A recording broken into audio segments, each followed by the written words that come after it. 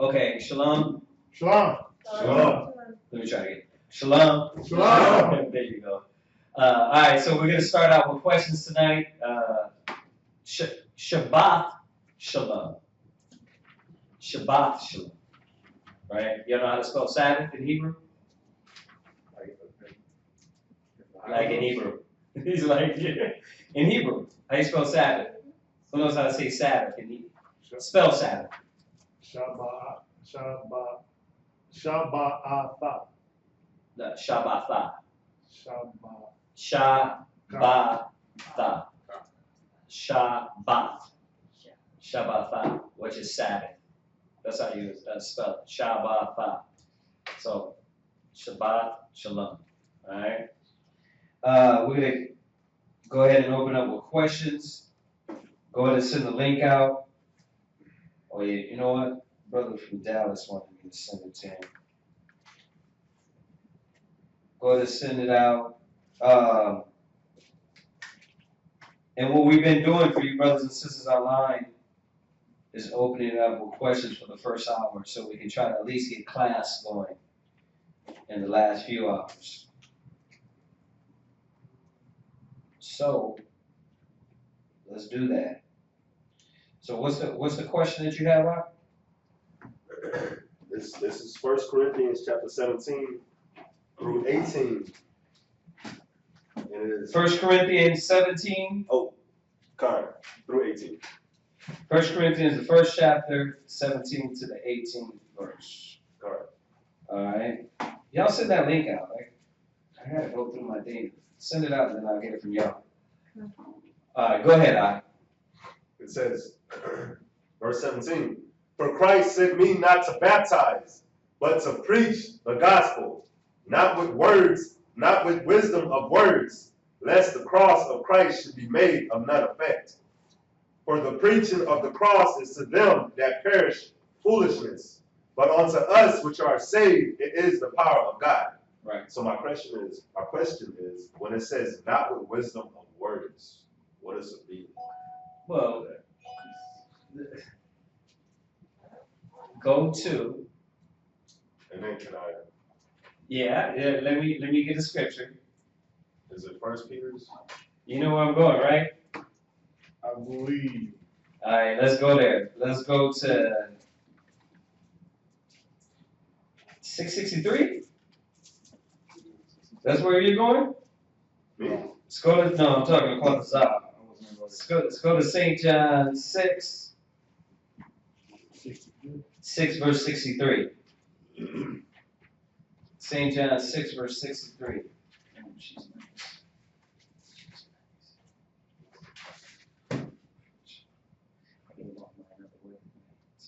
Read that, St. John 6 verse 63. St. John chapter 6 verse 63. Uh-huh. It is the spirit that quickeneth. Right. The flesh profiteth nothing. Right, so it's the spirit that quickens, the carnal. When it says flesh, what does that mean? Carnal.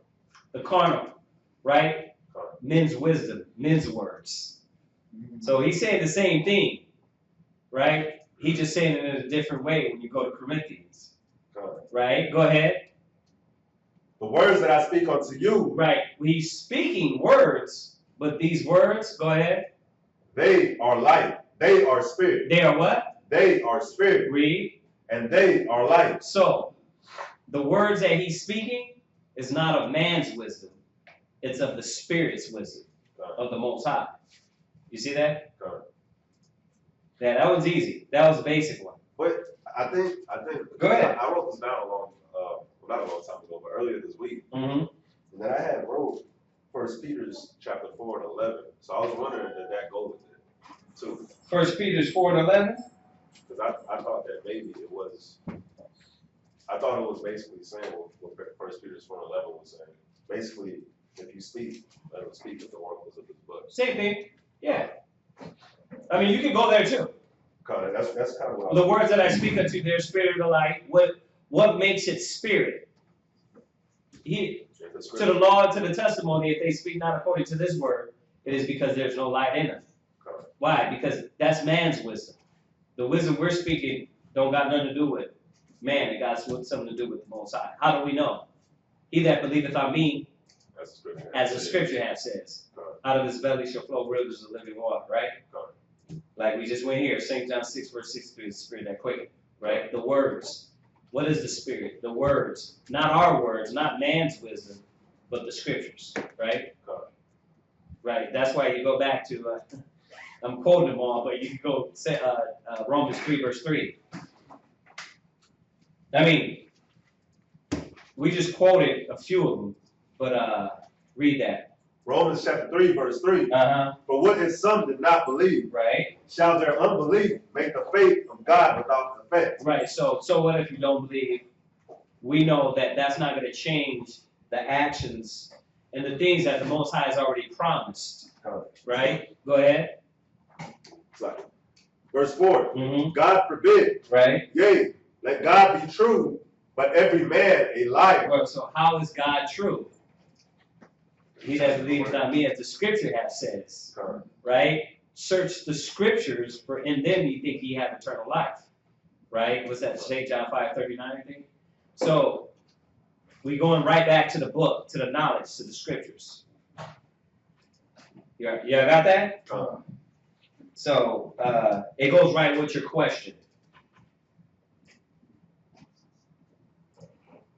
All right, and you brothers and sisters online, we thank y'all for joining us, tuning in.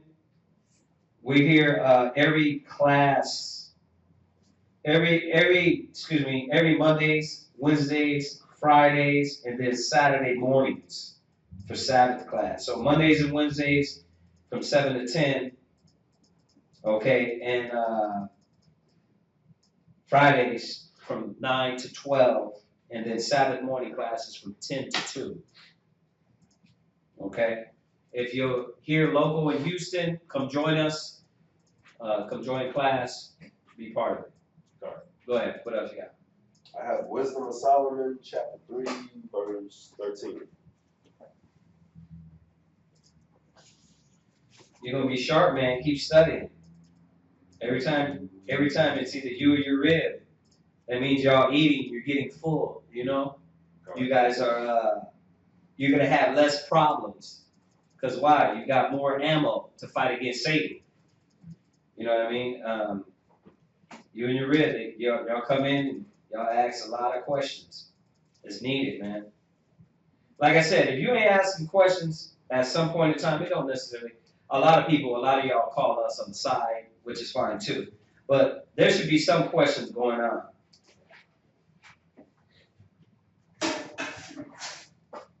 Go ahead. Yeah. So where's this question at? It said Wisdom of Solomon, chapter 3, verse 13. Wisdom of Solomon 3, verse 13. Let's do it. And it says, their offspring is cursed. Wherefore blessed is the barren that is undefiled, which hath not known the sinful bed. She shall have fruit in the visitation of souls. Right.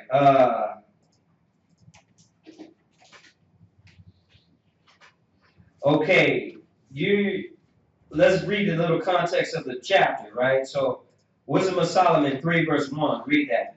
Wisdom of Solomon, chapter 3, verse 1. Right? But the souls of the righteous are in the hand of God. Right. So we know that the righteous, the Most High has them. You know, the Most High protects them, right? Shield and buckler, right? Go ahead. And there shall no torment touch them. Right. So it starts when you go down. It's telling you about the righteous and the things that are not going to befall us. But then it switches on verse 10. Go ahead. But the ungodly shall be punished according to their own imagination. Right. So now we're talking about the ungodly, right? Go ahead. Which have neglected the righteous and forsaken the Lord.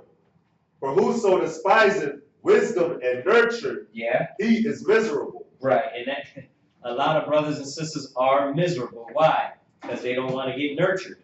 They don't want to have the wisdom. This is a common theme with us, and every time we talk about it, you have to get nurtured. You know, he went over it Wednesday. It says, if you strive for masteries, you must strive lawfully. You have to be nurtured. You have to go through the steps, right?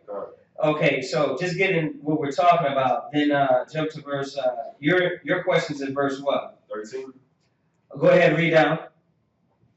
He is miserable, Uh-huh. and their hope is vain. Right, meaning that the things they hope for, you get the wicked, they try to achieve carnally, but it's not gonna last. The Most High build them up just to take it away. You see that? Go ahead. Their labors unfruitful, and their works unprofitable. Yeah, well, I mean, look at Israel. Same thing. Every time we put our heart and our spirit into the carnal, why do you think we can't prosper in this society as a nation? The only way you can prosper in this society is doing something wicked. Selling drugs, bending over in Hollywood, selling and giving something pure out of you. You got to give an offering to this kingdom. And then you can get back. Otherwise, try to be truthful. Try to be right. Like, look at what Beyonce just did at the Super Bowl, right? How she just wore black. She didn't even stand up for the Black Panthers.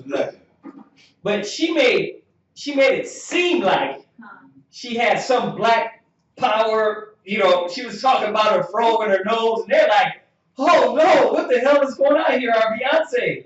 Why? Because they get a whiff of that. You know what I mean? A lot of times, I know everybody attributes everybody to the Illuminati. That's not necessarily the case. A lot of times, they're just puppets in the sense of they're in the world, and they get the how are we gonna do this video? Oh, this is how we gonna do it. Oh, that's hot. That's hot. They don't know themselves that you got all this Illuminati. I'm not saying she's not. I'm not saying she's not, and I'm not saying she is. What I'm saying is, a lot of our people are going to come out of those things when they start seeing America for what it is. And you're going to get instances like that where that'll wake people up. I'm not sure if it woke her up. I'm just saying that you'll get instances like that to where it will wake our people up. A lot of people in the movie industry and Hollywood and all those things. Go ahead. Verse 12. Uh-huh. Their wives are foolish, right? And their children wicked. Right. So this is what's going to happen to the ungodly. In verse 1, the Most High is talking about the souls of the righteous are in the hand of the Most High. Okay. Then you jump to verse 10. But the ungodly, they're going to be punished. They're not going to prosper. They're going to try to achieve, and yet the Most High is going to strip them. Right? Why? Because these are the type of individuals that don't want to be nurtured in the spirit. Go ahead. Their offspring is cursed. Uh-huh. Wherefore, blessed is the barren that is undefiled, which had not known the So, blessed is the what? Blessed is the barren. Right. So, now, you've seen cursed, right? Right. Let's take Sarah. Sarah seen cursed. She's seen barren, right? She's seen as though she wasn't going to be able to bring off offspring. Most High says, you're in this state of being barren. You're in this state of so-called not being looked upon by the Most High. Because that's what happens when you're barren. A lot of women feel like the Most High is not watching me. He's not with me. Why doesn't he want me to get blessed? But the Most High is showing us, blessed is that state.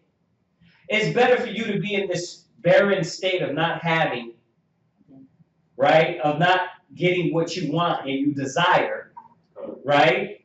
Go ahead. Wherefore, blessed is the barren that is undefiled. Right, but it's better to be in this state of not having, of suffering, tribulation, right? But it's undefiled. And that's what a lot of our people don't understand. Israel don't understand. They defile meaning tampered with, dirty. You know what I mean? Turned out. It's better for you to be broke than for you to have to bend over and twerk. You know what I mean? Twerk on a pole. It's better for you to be broke than you have to sell crack to your people. It's better for you to not have these things, right? And be undefiled. You see that? As opposed to having them and then having to sell your spirit out, right? Y'all get that? Go ahead, quote it. I was on that one too. What does it profit a man to lose his soul? They gain the whole world. Get it real quick though. Get it real quick, just to add that one to. Go ahead. Which has not known the sinful bed. Right. See, which have not done those things, have not laid in bed with the wicked. You know, you don't gotta be a black actor and have to dress up like a woman. But they don't know that. Why? Because they do it by all means necessary. Yeah. I got the other one. The one I just said? I think so. Well, it's Proverbs 8:11. No, this one's in the New Testament. Right. Mark 8 and what? 36. Mark 8 and 36. You wanna read it? Yeah, go ahead, read it. Mark chapter 8 and verse 36. Uh-huh. For what shall it profit a man if he shall gain the world, if he shall gain the whole world and lose his own soul? Yeah, so and this is what it's saying. It's blessed for you to be barren and listen, check this out. It's in the Bible. Let me finish that because you know how you got like 5 scriptures running through your head. Read that one more time. Mark chapter 8 and verse 36. Uh-huh. For what shall it profit a man if he shall gain the whole world Right. and lose his own soul? Right, and that's what people will do. They would sell their spirit out for the money. They sell their spirit out for the position. They, you know, we make fun of it a lot, you know, but really, you know, you go into Walmart, you know, you 10 cents short, you know, and they're trotting down their own brothers for that 10 cent. No, I need that 10 cent. They're waiting for you to go run to the cart and saying, you know what, I'll get it. Somebody obviously give it, or I'll put the 10 cent, right? But that ain't the mind of our people. Why? Because they will, by all means necessary, do everything for the white man, for America, for the society, for obeying these wicked rules, right? No, my son, he was just asking me, well, how do you sell your soul? You know what I'm Right, saying? okay, so it's perfect. Because you think about when you say you selling your soul, you thinking of like pulling you in the dark room with around candles, cutting your finger, writing it on this invisible contract. When selling your soul is decision making. It's the decisions you make. You know right from wrong. But what happens is when you exercise one side of the brain too much, the other voice gets quiet. And after a while, the voice that is of positivity, it gets lower and lower to where now all you hear is negativity because you exercise that. So what ends up happening is it has nothing to do with Ouija boards. It's about, okay, you get a job. Now your boss is telling you, listen, I need you to go spy out the north side of town and see what houses are vacant. And then you're doing it with a pure spirit in the sense of, yeah, you the Most High gave me a job, I got my real estate license. You know, the whole time you don't realize you're really building Esau's kingdom. But he'll let you go through the process to show you, yeah, okay, you can use this for good or evil. And the more you shut down the voice of, now your boss is like, listen, get as many people, for every person you get kicked out of the house, there's a $1,000 bonus in for you. And it'll be easy. And you'll be like, yeah, I'm the best in my squad. I got 82 excavations. I got this, but you ain't considering these people ain't got no place to go. You ain't considering that they're getting ready to tear that whole neighborhood down and make parking lots. You didn't determine the fact that you were the one that lied to these people. Because he had the plan, but you went out and executed it. Now here you are 10 years down the line, you got a nice house, you got a nice car, and you say you worked hard for this. But you really sold your soul out because you just found an easier way to make it look like it ain't that bad. Right.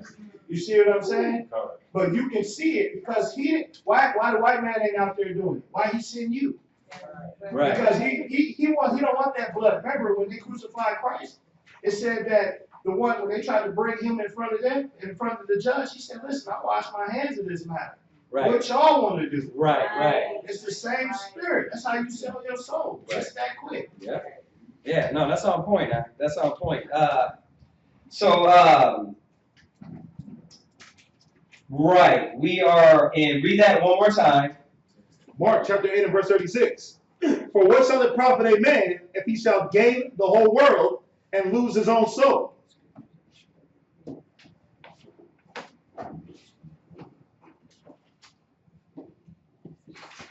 Right. So, going back to his question, if you brothers and sisters just logged in, we're in, his question is in Wisdom of Solomon?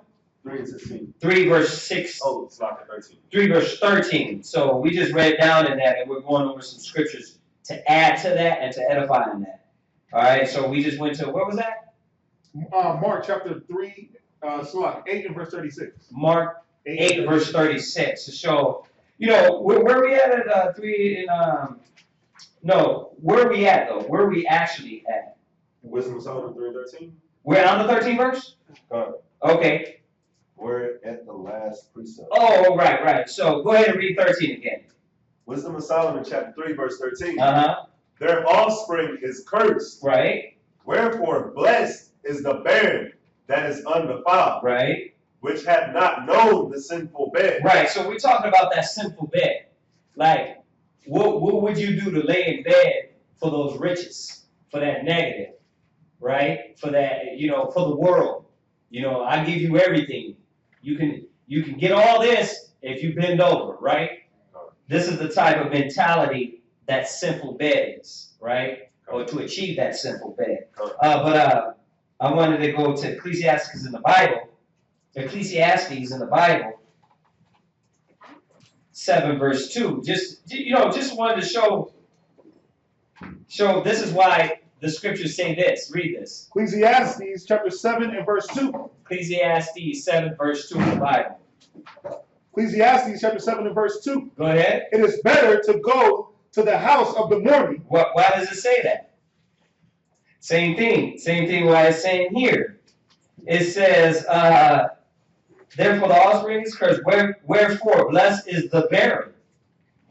Because you think you're in a trial, tribulation, mind state, spirit, right? Well, the scriptures say, through much tribulation you shall enter into the kingdom of heaven. People, brothers and sisters, they come to truth and they're not thinking this way.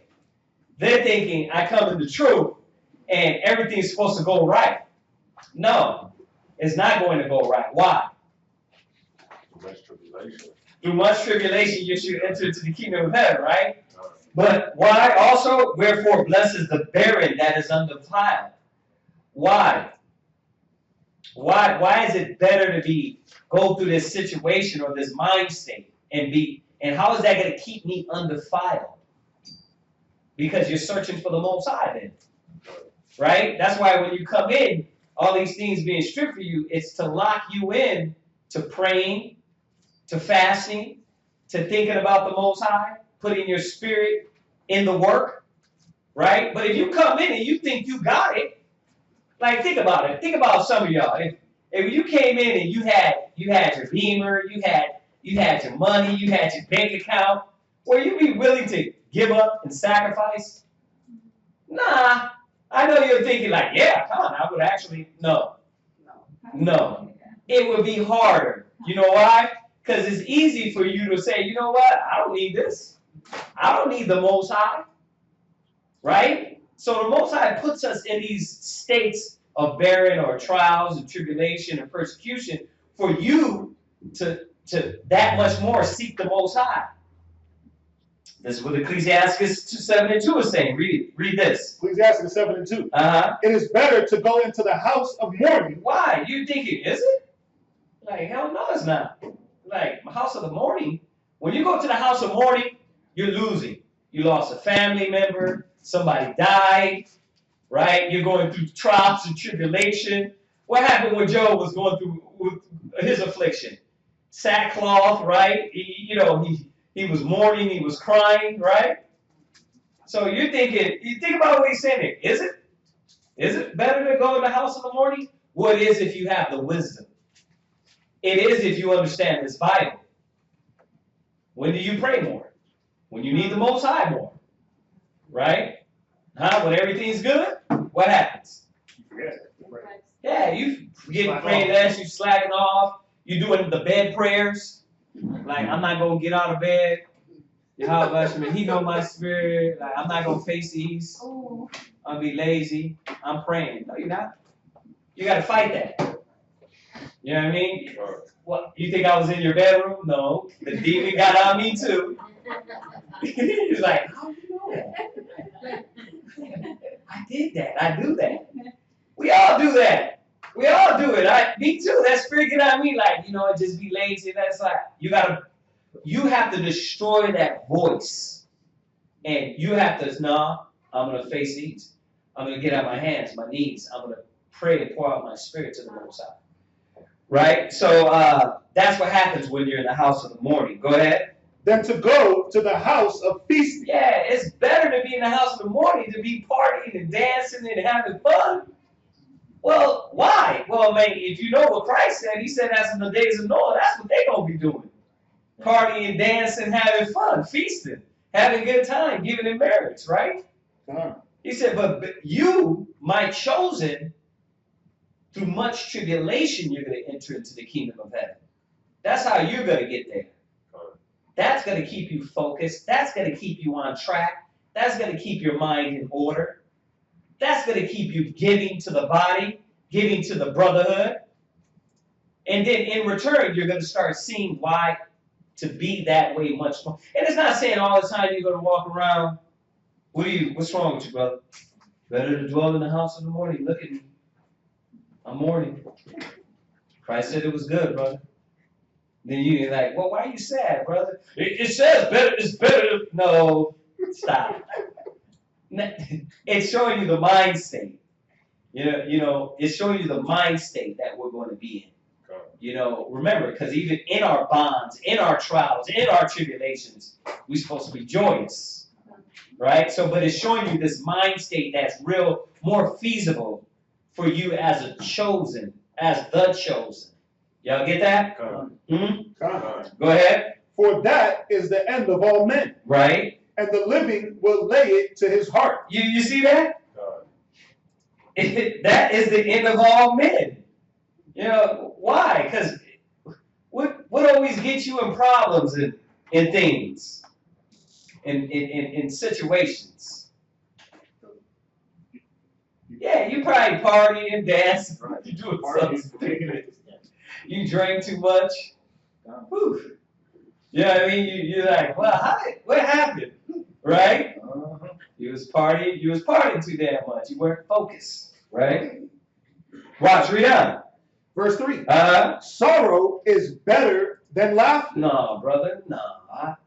That ain't right. No, that's right. That's right. Because your focus, your mind is on the Most High. See, you know why it says he hates a poor and proudful man? You know why it says that? Because I done broke you down to the low level, and you still ain't calling on me? You still not going to call on me? That's why he hates a poor, proud man. See, so the Most High is showing us here, sorrow is better than laughter, because when you're in that sorrowful state, you're going to seek the Most High, but this is what the wise are going to do.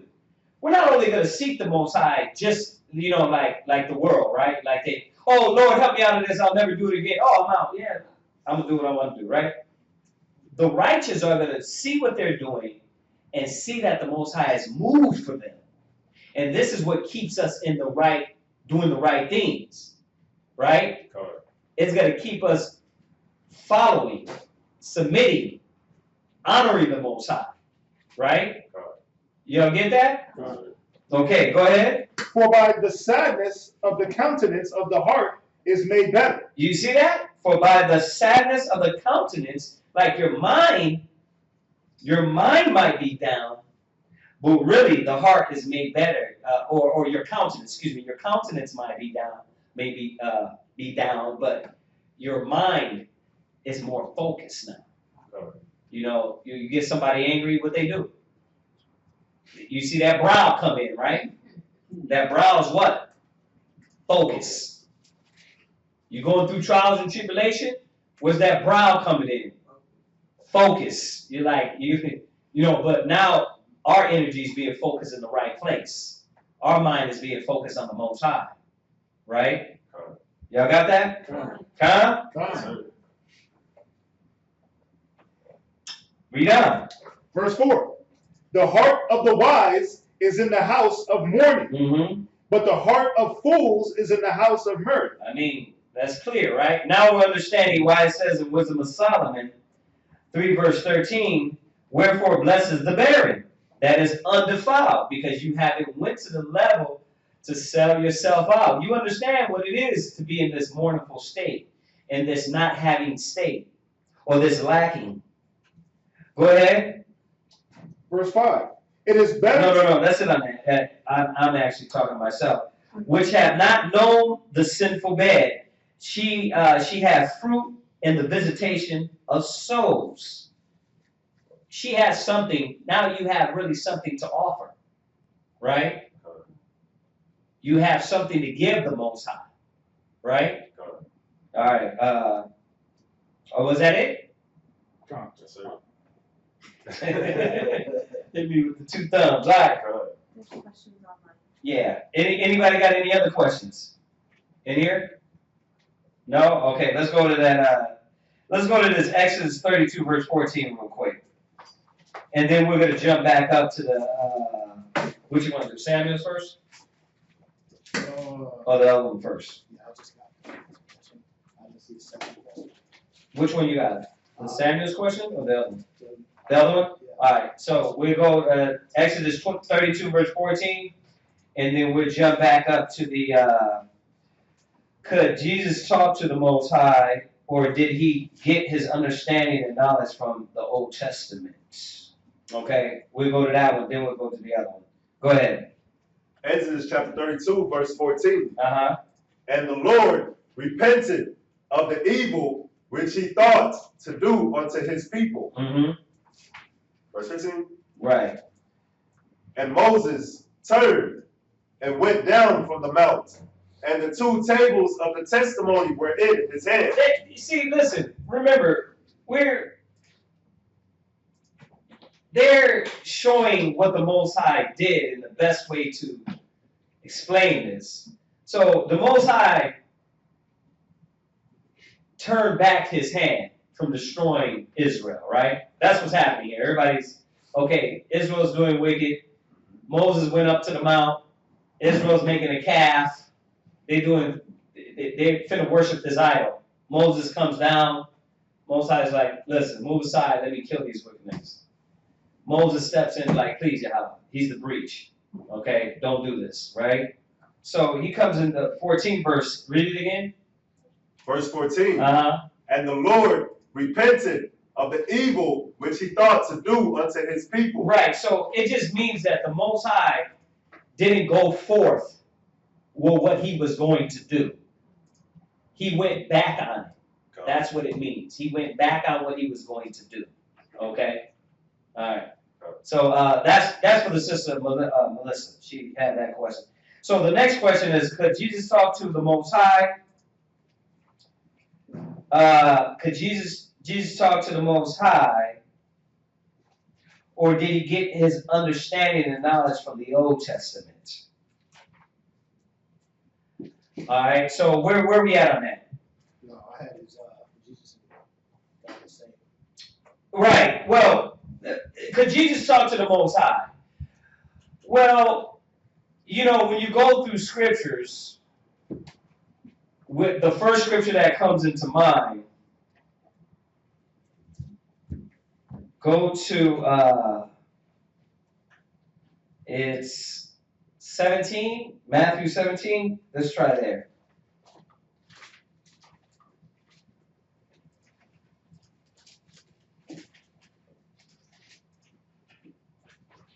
I think it's Matthew 17. Let me double check here. Yeah, Matthew 17.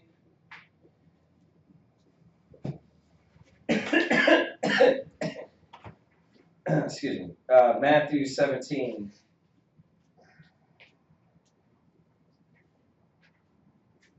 Matthew 17 and 1.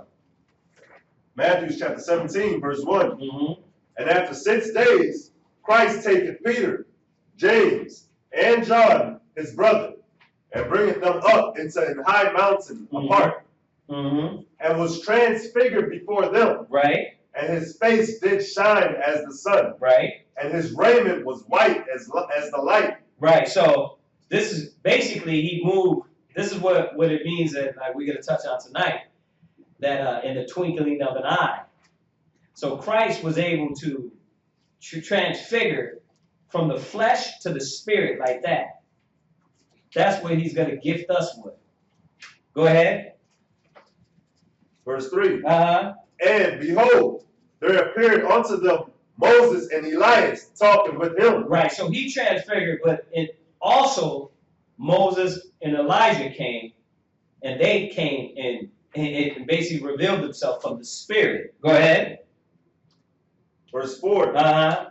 Then answered Peter and said unto Christ, Lord, it is good for us to be here. Right. If thou wilt, let us make here 3 tabernacles, one for thee, and one for Moses, and one for Elias. Right. So, Israel was real technical. Now this is a great thing for me to see this. Let me go ahead and build a tabernacle, right? For all these 3, right? Go ahead. Verse 5. Uh-huh. While he yet spake, right? Behold, a bright cloud overshadowed them. Right. And behold, a voice out of the cloud, which said, This is my beloved son. Right. So who's speaking? Who? The Most High. Who? The Most High. So does the Most High speak to Christ? God. I mean, he did. He did right there. He said, This is my son. Go ahead. This is my beloved son, in whom I am well pleased. Go ahead. Hear ye him. No mount, no, what do you say? Tabernacle for Moses, no tabernacle for Elijah. These were great men, but I want you to hear my son. God. So, that right there answers the brother's question, or the question, like, did the Most High talk to Christ? Yeah, he talked to Christ. God. He did it there. Any other instances, I got to think about that. Any other instances? I'm sure there are too. I don't want to say he's not. But also, most of all, we got to understand this. Christ was connected. He was connected to the Most High, right? You hear that voice. You hear the Most High, right? Christ heard it way louder. He didn't sin. He did no sin. So what you call your conscience, right? Remember it says the voice of the Most High walked in the Garden of Eden, right? Adam heard it loud, like if the Most High was standing right there. Same thing with Christ. He heard it. Now, at times, Most High obviously made him go through what he did, what he went through as a man. You know what I mean? Because when he was on that cross, did the Most High hear him? No. Most High heard him, but did he? He didn't save him. He didn't save him. You know what I mean? He didn't save him. He's like, I hear you, but you're going to go through this, right? He's going to be bruised for your sins. So hopefully that answers the question on that. On that one. All right. The next one is 2 Samuel 23 verse 8. Were the mighty men of King David Israelites or heathens? If they were heathens, why would they be blessed with the power to become a mighty man? That's a question. That's a good one. Well, unless anybody can show me otherwise, that Uriah the Hittite was other than a Hittite, then yes, there was Hittites. Then he was a Hittite. Okay? Now you would say, well, because we get this a lot. You get a lot of brothers say, well, Israel was scattered everywhere. That's true, but Uriah was known as the Hittite. You understand? Everybody else, they weren't, right? You had many brothers and sisters, brothers from other lands. He was known as the Hittite. You have to ask yourself this. Did we have Esau amongst us? Did we have nations amongst us? Yeah. Saul's armor bearer, was it Saul's armor bearer? It was. Doeg? It was like this cattle guy. Yeah, his cattle guy. Doeg was an Edomite. You know, remember David married Melka, which was was an African king's daughter. So yeah, there were. Now, you know, this is something big in Israel. It's big, and I'm gonna say this because it goes back and forth with what brothers or what Israelites were scattered and what weren't, right? And sometimes, you know, you can make it plain and simple, but other times you got to reach. You have to really reach. And I think that when it comes to Ruth, she was a Moabite. Now, I done seen brothers pull information, but I think it's reaching. You understand? And I think it's to the point to where, you know, brothers are trying to act like the heathens are not going to make it into the kingdom. The heathens are making it into the kingdom. And we know what they're going to be doing. But they're going to be there. I was reading it the other day. Who did Esther marry? Who did Esther marry? Ahasuerus, yeah. I mean, he was a heathen. Right? He loved Esther. That's how we got up in there. You know, go back to Joseph. You know, we dealt with the nations. We dealt with the nation. When Moses gave the law, I mean, Moses had heathen women. So, the Africans, the nation, they were amongst us because we didn't kill them off. So, they were there. So, I'm going to be fair with this one. I've seen a lot of Israelite brothers try to show every nation in the Bible as Israelites. But that's not the case. Every nation ain't an Israelite. You see that? Yes, there are Israelites that were scattered through all nations. We know that. Isaiah 11:11, right? We're going to be scattered through Pathros, Cush, Shinar. We're scattered everywhere. Right? But at the same time, not all Israel not all the heathens were Israelites. You know? So, you know, we could go back and forth on this for days, though. I'm sure there's a lot of brothers and sisters. There's a lot of brothers online that go back and forth with who is the Israelite, this and that. You know, the Cornelius thing. The Cornelius is a big one. You know, that going back, was he was he a nation? Right. Or was he an Israelite? You know what I mean? You see brothers go back and forth on that one too.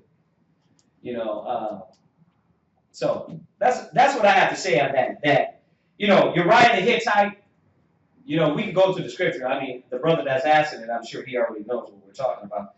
But Uriah the Hittite means that he was a Hittite. Okay? So, and David had more than him amongst him, dealing with nations. If you say, well, he was an Israelite and a Gentile, he was an Israelite scattered through the Hittites. Okay, but what about all these other things David did with heathens and talked to? Yeah, and married. So it can't be far-fetched that he was dealing with that he had a Hittite amongst them, right? A loyal Hittite also. Yeah. A Hittite is an African. Yeah, get your Zondervan real quick. Look up Hittite. You know, I've always looked at it too when they give you the law. When it talks about if a stranger sojourning through your land. You know what I mean? How, yeah, like even in farming, we left things behind for them.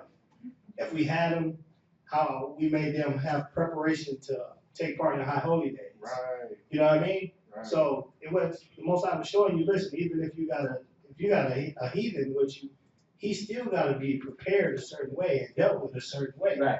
Showing that, just like you quoted the other day. Just like Ruth. No, the other day you said it. You said it where was it you? You said when the king he put a decree. No, it wasn't the king. It was somebody where he made Israel get rid of all their kids. Oh, it's Ezra. Ezra. He made them get rid of. Like obviously there were heathens around because he made them get rid of those kids. Right. Yeah. Yeah, and those are all the things when you deal with this topic. We got to take the whole Bible into account. You can't just try to use one part, and that's what we try to do is try to bring out both sides. Usually, though, dealing with Israel, it's not an easy task, to talk about this topic. Go ahead, Hittite. Hittite, as also the Mesopotamians and Egyptians. Right. So these were Hamites. Okay. These are Africans. Go ahead. Were one of the three great powers confronting early Israel. Right. Once held to be unreliable, the biblical portrayals of Hittite dominance were first substantiated by discoveries at Carchemish on the Euphrates in 1871. Right, that's good. That's good. We get it. Okay. The Hittites are the Africans. So yeah. But like I said, to be fair on this topic, you have to look at all the evidence. Ooh, yeah. Esther. Look at Esther. Esther married she was dealing with a heathen, but look at Ruth. Yeah, I haven't seen the brother go. And the only reason I have to bring that out is because this is new. This is the new generation doing that. We knew back then, when we were talking about evidence, we knew Esther was a heathen.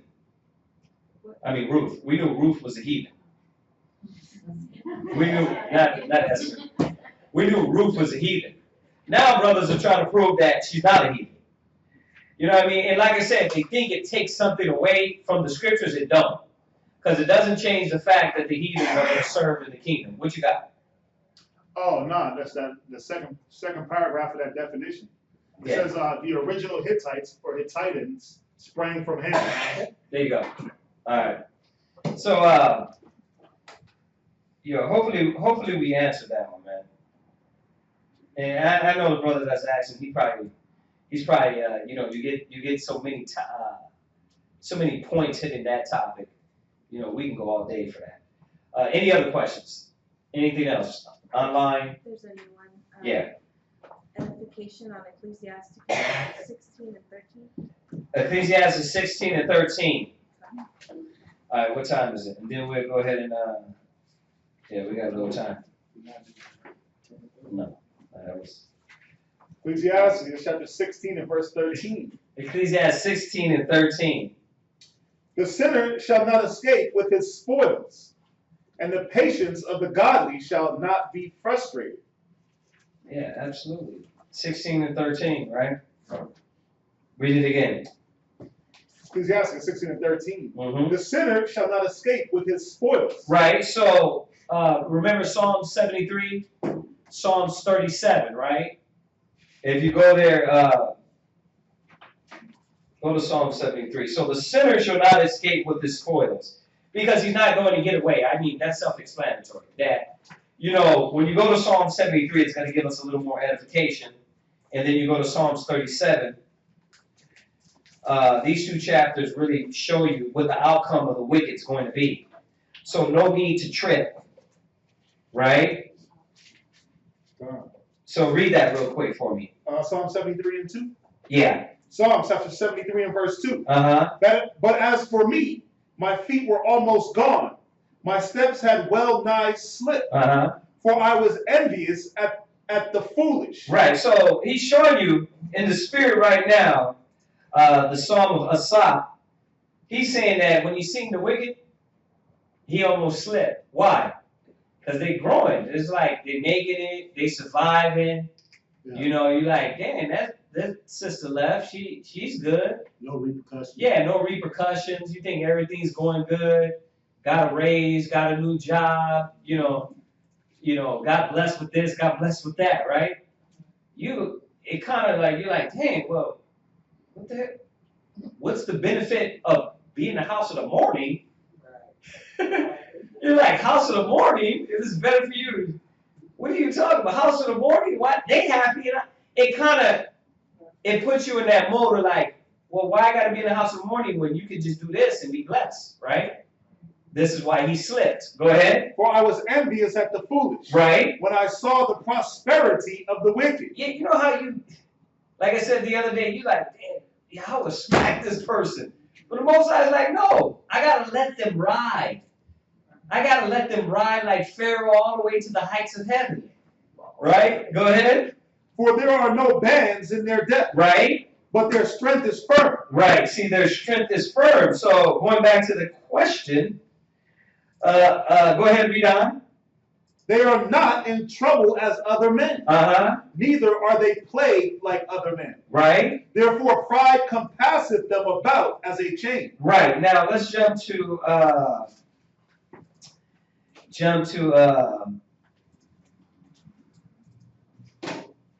verse. I just had it right there. It's jump to verse 8. Verse 8. They are corrupt and speak wickedly concerning oppression. Read. They speak lofty. Right. When it comes to you being in a low condition, they're like, you broke because God ain't with you. You don't spare it. Yeah, you like. Ooh, like the churches. Yeah, like You don't sow seed. Like you broke because you don't sow prosperity. Yeah, you don't sow prosperity. Yeah, that's what the wicked does. Right. Go ahead. Now jump to verse 12. Verse 12. Behold, these are the ungodly. Read. Who prosper in the world. They increase in riches. Yeah, who prosper in the world? The ungodly. Go ahead. The ungodly. Right. You see that?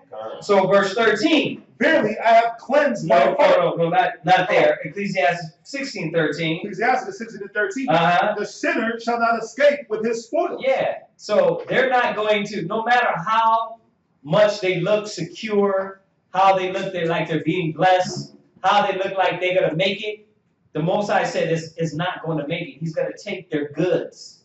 No, It's just like all these people with like the whole stock market and the 401ks, Social Security, they look comfortable, but they commit suicide, they losing their money. There you go.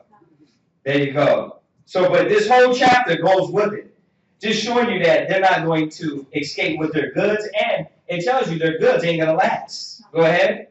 Verse 4, and the patience of the godly shall not be frustrated. No, back to the question. Yeah, I'm back in Ecclesiastes 16 and 13. Right, and the patience of the godly shall not be frustrated. Right, because the Most High says, wait, I'm going to give you what you desire. Right? God. That's why he says it's a scripture that popped in. It's a small thing. Yeah, 4 men. Yeah, let's get it real quick.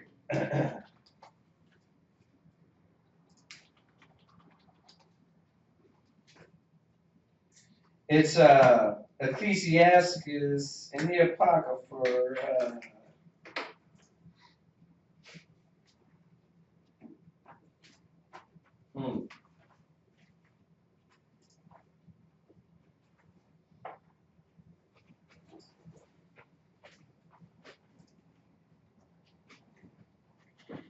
11. And it goes right with it. Ecclesiastes 11, verse 21. Ecclesiastes chapter 11 and verse 21.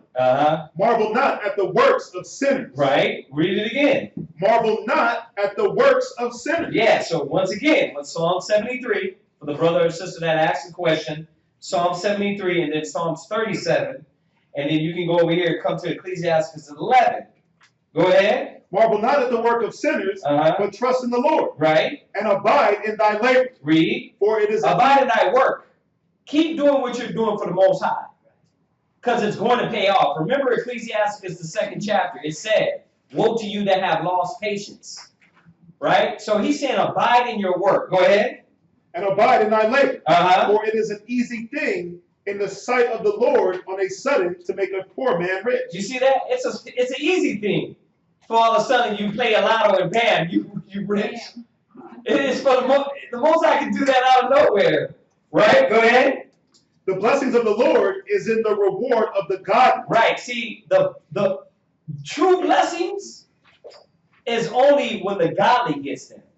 Because the wicked, what they have is not going to last. You got to go back to that Psalm 37. You know, you don't have to read it, but go back to that Psalm 37. It shows you. And Psalm 73, when you read down, it tells you it's not going to last long. It says as though even though they sprang up as the palm tree. The what? The bay tree. It said they're gonna be brought down. Y'all get that? Go ahead. And suddenly maketh his blessings to flourish. Yeah, and suddenly, like, because you were diligent, you were consistent. See, but once again, you got to ask yourself, what is blessing? You know, because a lot of people don't know what blessings are. They be getting blessed, and they don't feel blessed unless it's financial. Right, because isn't it? Yeah. I always think, isn't a blessing something that don't perish? You can't lose it. Right. That's exactly what it's saying. Right. The true blessings are in the house of the godly. Their blessings last. Right. We're at Ecclesiastes what? Chapter 11 and verse 22. Yeah. Read that again. Ecclesiastes 11 and 22. The blessings of the Lord is in the reward of the godly. Right. And suddenly he maketh his blessing to flourish. Right. And suddenly, out of nowhere, the blessings flourish. Go ahead. Say not, what profit is there of my service? Right. Well, why am I doing this? I ain't getting nothing. The Most High is not. Why? Because you lost patience. Right. Go ahead. And what good things shall I have thereafter? Right. You see that? What is this all benefiting me? I'm losing this. I'm losing that. It don't look like I'm gaining anything. The Most High does this strategically, man, to get you to see what type of individual you are. It's like, you get those girls, they gold diggers. You know what I mean? It's like, dude, that's really what there's been times where brothers went out, go have a drink, and you get the girl run up to you, buy a drink. You're like, look at her, you want to buy me a drink? No. You buy her the drink and be like, here, I guess that's all you're worth. Like, you're that hard up for a $6 drink? Like, you sold, like the scriptures say, you sold your soul for naught. Like, you really, wow, that's sad. Yeah, I go, what chick? I'm like, I looked at her, I'm like, walked away, didn't say nothing. Why? Because that's what our people's been brought to. They've been brought to nothing. Go ahead. Again, say not, I have enough, and possess many things. And what evil can come to me hereafter? In the day of prosperity, there is a forgetfulness of affliction. Right. So there's you get blessed. We were talking about this earlier, and then next you ain't praying as much. You ain't seeking the Most High as much. Right. That goes with that from earlier. I was actually looking for that one. Go ahead. And in the day of affliction, there is no more remembrance of prosperity. Right. Go ahead. For it is an easy thing unto the Lord in the day of death to reward a man according to his ways. Right. So once again, like you're selling your soul short. Okay. You got something on that? Oh, just off you said selling your soul short. No, I want to show you the difference between getting blessed by the Most High and getting blessed by Satan. Go to Matthew chapter 4 and verse 8. Wow. Do we got any peppermint tea in there? No? Matthew chapter 4 and verse 8. Because when you're in the middle of the transformation of getting blessed by the Most High or letting Satan intervene in the blessings, you got to know the difference. And one of the characteristics to show you whether you're getting help from Satan or you're getting blessed by the Most High, read this. Matthew chapter 4 and verse 8. And again, the devil taketh him up unto an exceeding high mountain, and showeth him all the kingdoms of the world, and the glory of them. So Satan has an opportunity to show you things that look good to you. Because in the middle of your struggle, he's going to blind you from faith to something carnal. Because he's actually going to throw what you desire right in front of you. Instead of you waiting on the Lord to give it to you, this is what he does. Read. Verse 9.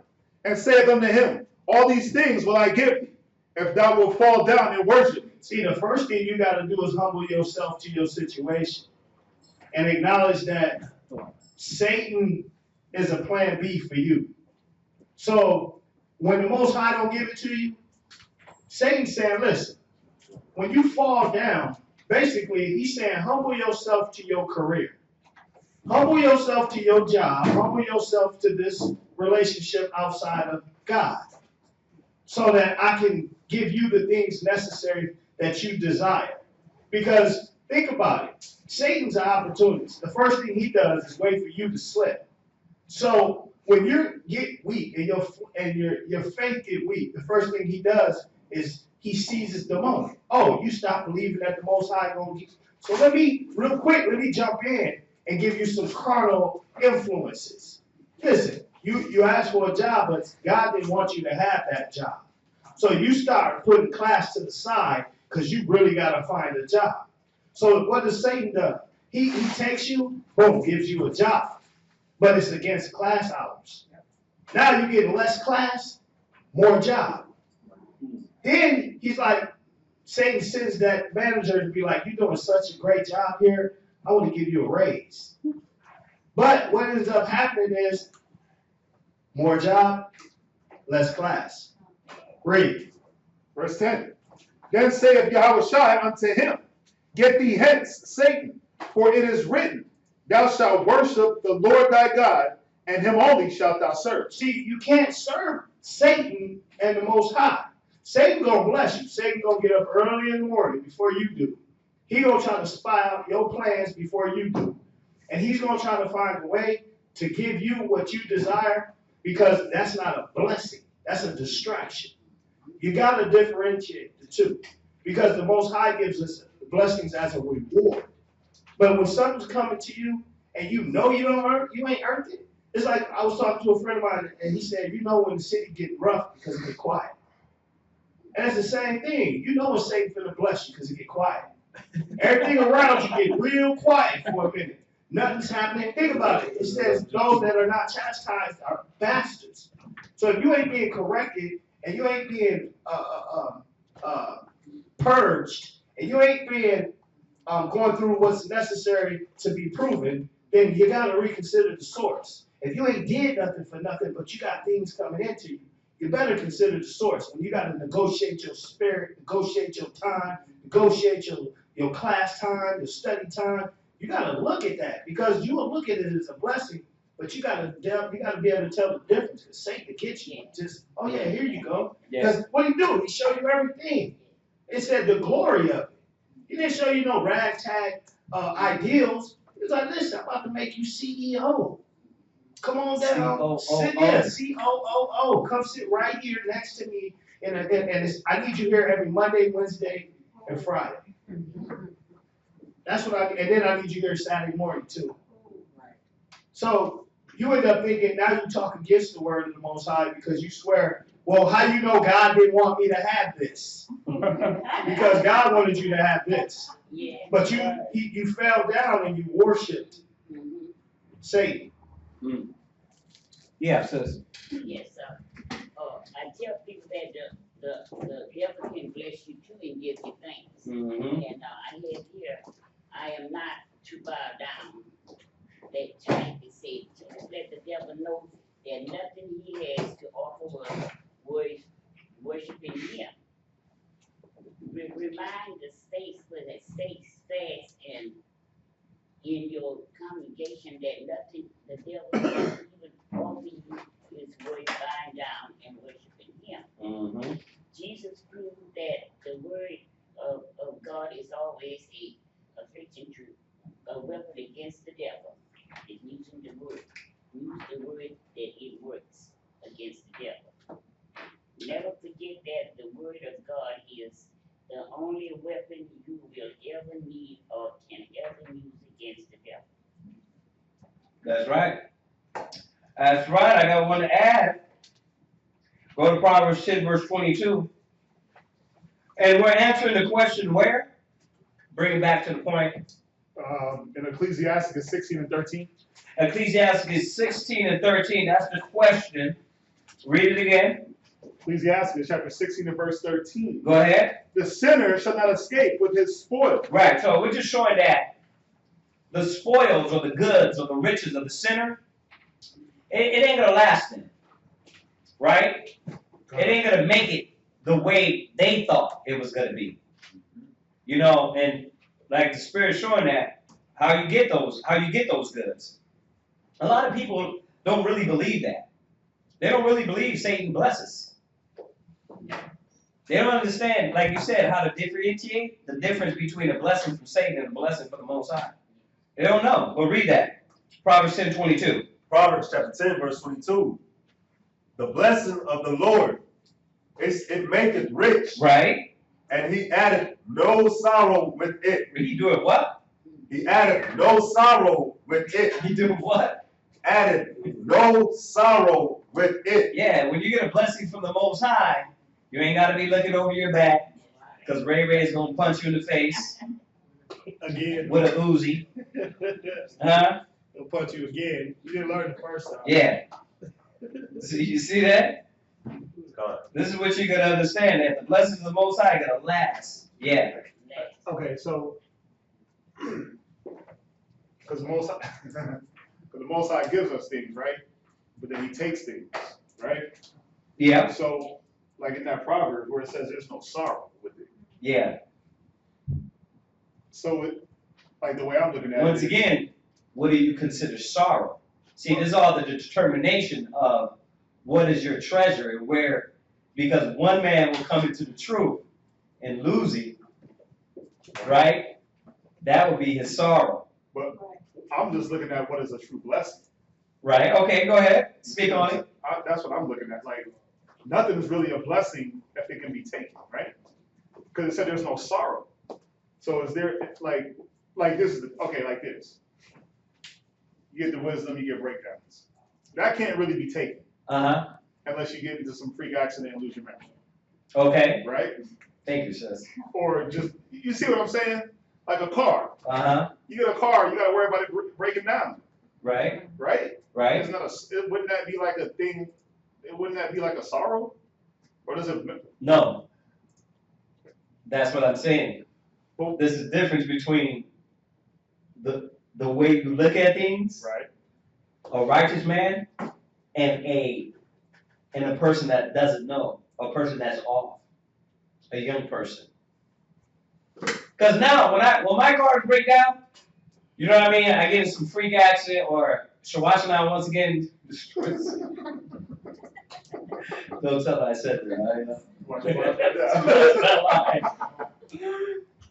No, but you know, she gets in some freak accident. I had three 300s.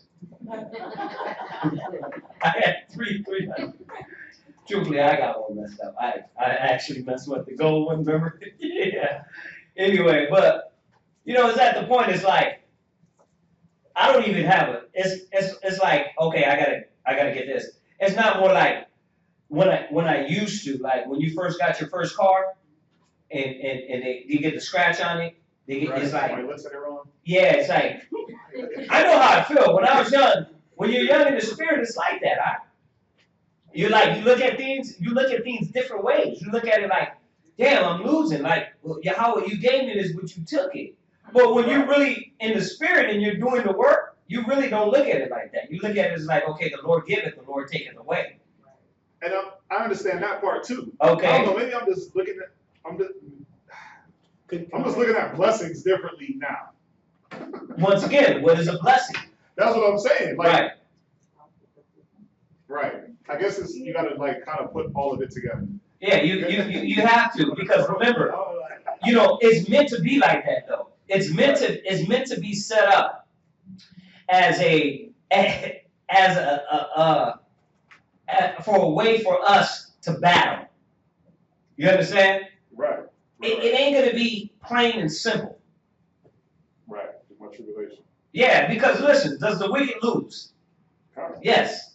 Does the righteous lose? Yes. Go back to Ecclesiastes. He said all these things befall the sons of men. Right, right. The righteous die, the wicked die. Everybody goes through that, right? Right.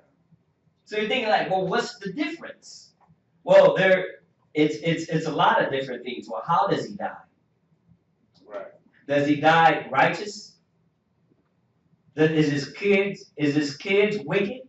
Remember, the scriptures tell you about that. Right, right. It says, bless no man, judge no man bless before his death. You know, so it's a lot of things that you got to consider.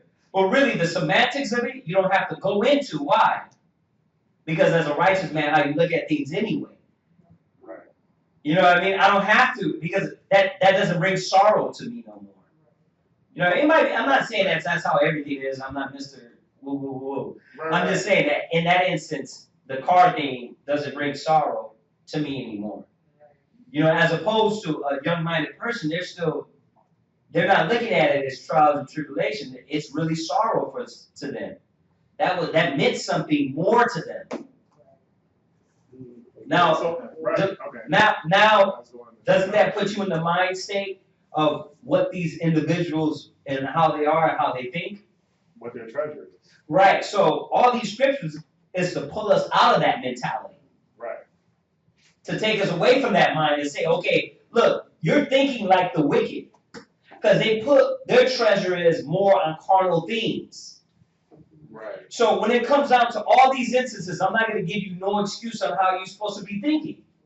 If you're all sad and down and out when you lose something, you don't understand like Job. I mean, Job summed it all up for us, right? His rib, his kid, his family, his house, everything. He said, who am I? He said, the Lord giveth, the Lord taketh away. I came in the world with nothing, I go out with nothing. Right? That's what he said. He summed it up, right? Right. Right. Yeah. Yeah. I know it's totally easier said than done. So don't get it twisted. Yeah. I was looking more of like nothing carnal is really a blessing. Right. That's what I was looking at. That's it's more spirit, like it's more spiritual. See, there you go. Right. See, but then come on, when you bring it back down, you know, okay, I get this carnal stuff. Right. Like we pray sometimes at the end of class and say, bless me with these things, not that I may consume them on my own lust, right, but that I use them for you, right? Right. So, you know, it's a blessing because I'm able to use this for the Most High. It's all the way you look at it. It's all the way your mind, if you're caught up into these carnal things like that, they're going to hurt your feelings when you lose it. Right. So it is easier said than done. It's easier said than done, yeah. So you can tell, like, by how somebody's attitude after, you know, what happened with it, that pretty much sum it up. How like you say, what they treasure. Yeah, their spirit, how they, you know, they all down and out. They're mourning for the carnal thing. As it say, be, I don't know where it says, but be happy, 2 Peter something, be, when Quote the you scripture. take a loss or something, What the Lord say? Oh, be patient when you're brought to a lower state. not that what it say, rejoice when you When you go to true. Right. There you go. Yeah, find that one though. Find that one. First Peter 4:12. Oh, you already got it? Okay. Oh no, that's thinking not strange. Yeah, keep Rejoice. going. Keep reading. Okay, read that then. Go ahead and get it. Go ahead and get it real quick.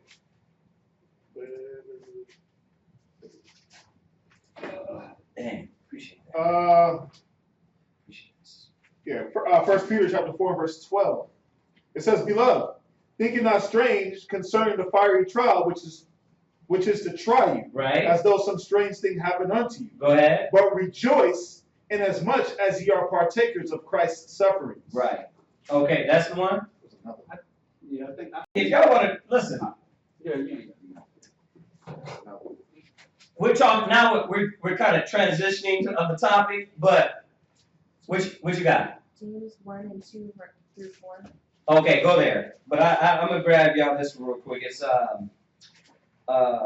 it's in Corinthians. There's 1 and 2. No, it's not in Corinthians. It's Philippians. Go ahead. There it is.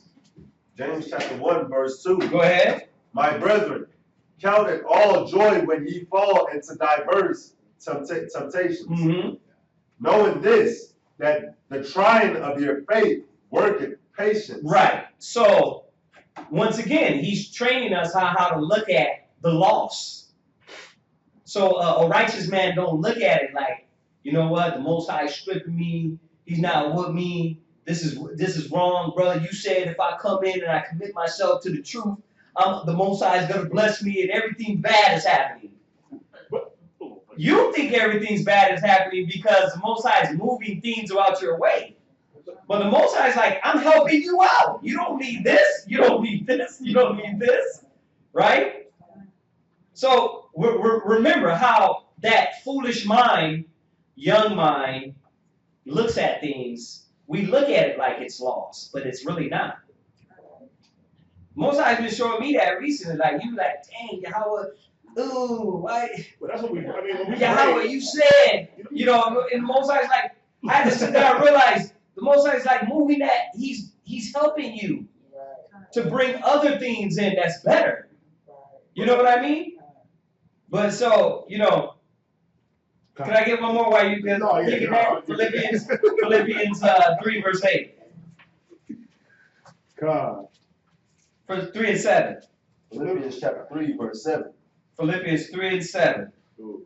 But Go ahead. But what things were gained to me, Uh-huh. those I counted lost for Christ. Right? Yea, doubtless. And I count all things but loss for the excellency of the knowledge of Christ my Lord. So, yeah, once again, you know why they get sad? Because they don't understand this. If it's for righteousness' sake, if you're a selfish individual, right?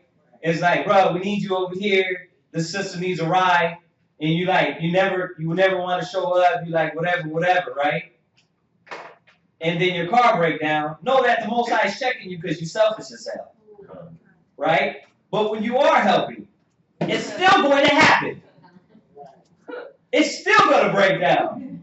But what are you supposed to say? What are you supposed to say to yourself? Right?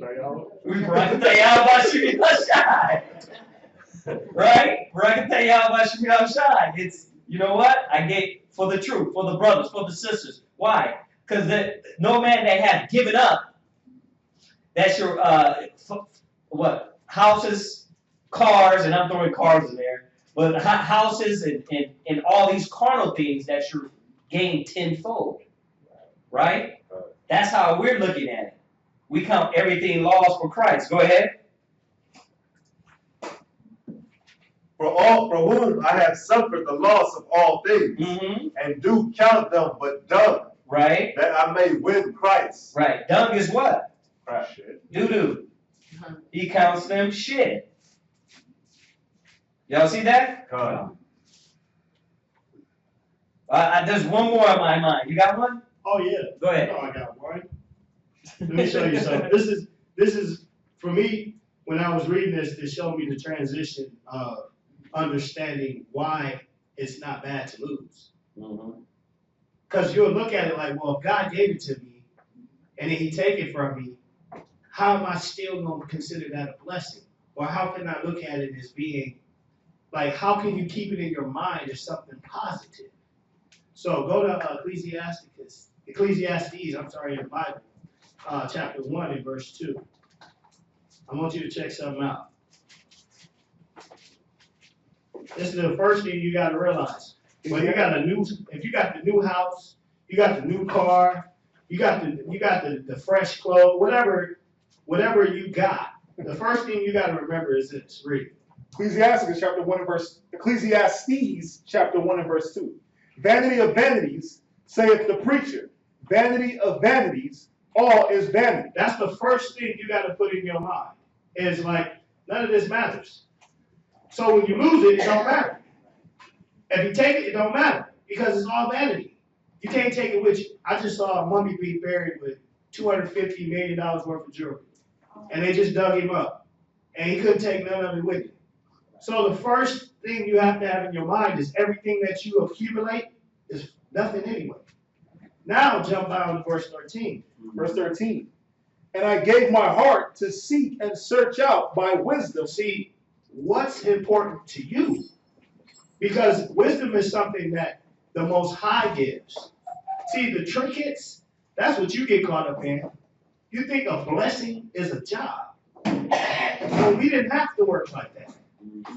We've been reduced to think we got a job, that's a blessing now. Or I got this hoopty, it's a blessing. But you got to see, those are trinkets. Those are just trinkets along the way because it's vanity. I put $1 million in this car, a week later something else happened to it. Right.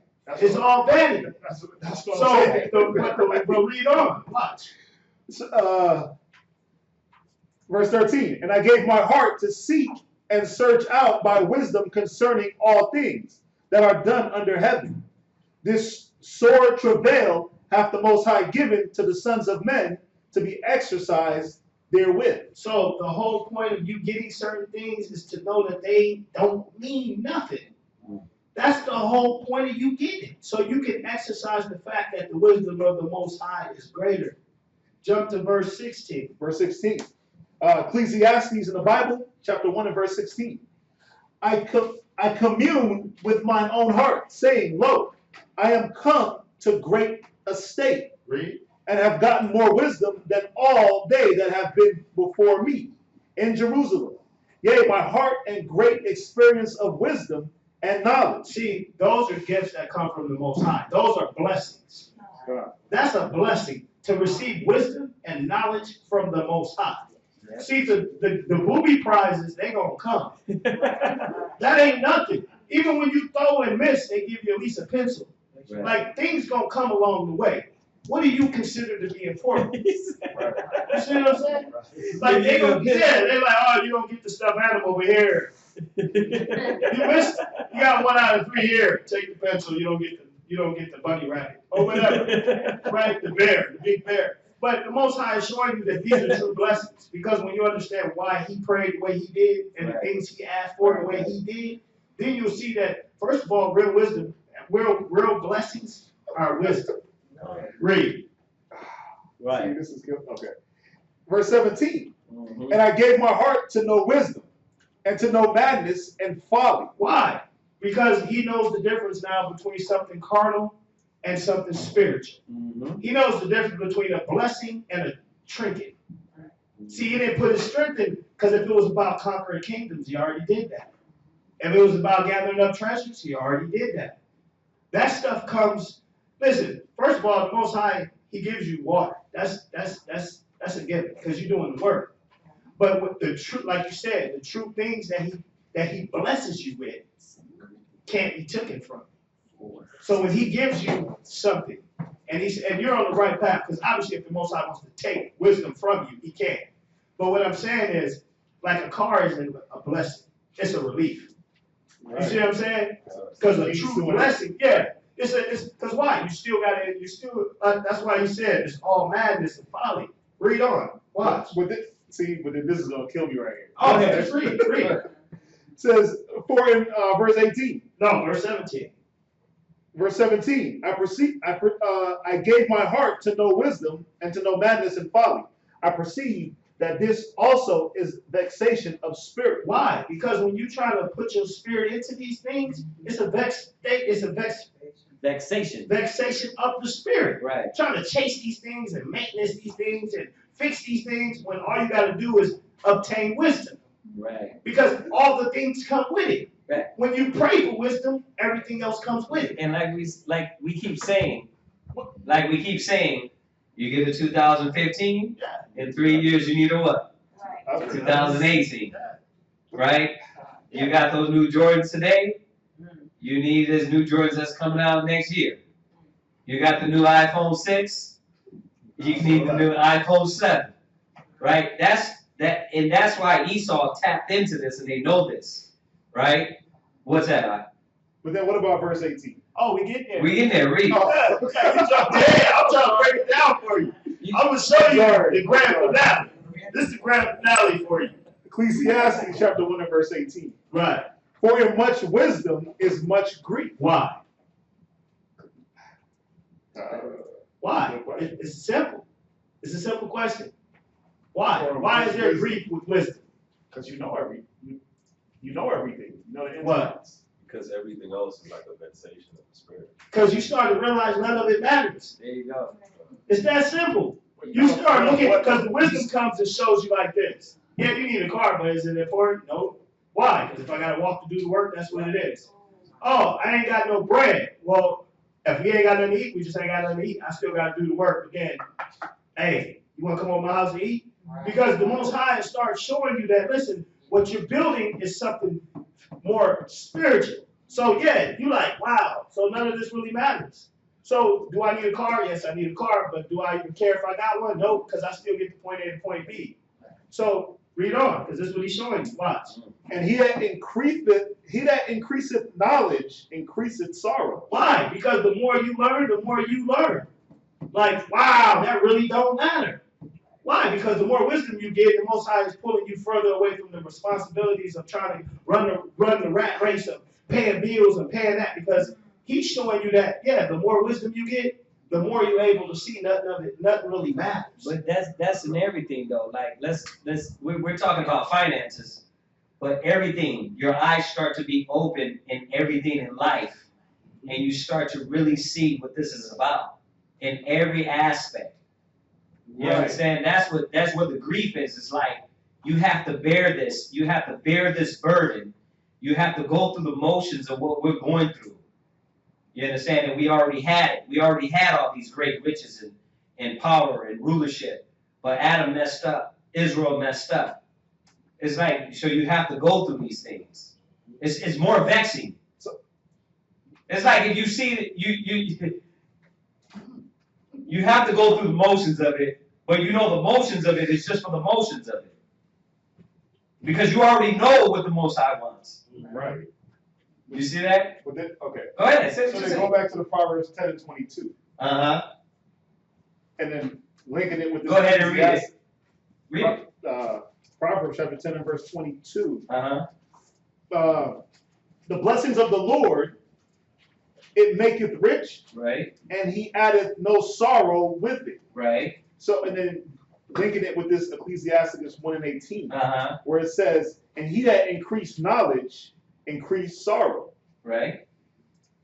So can too much wisdom be, I don't want to say a curse.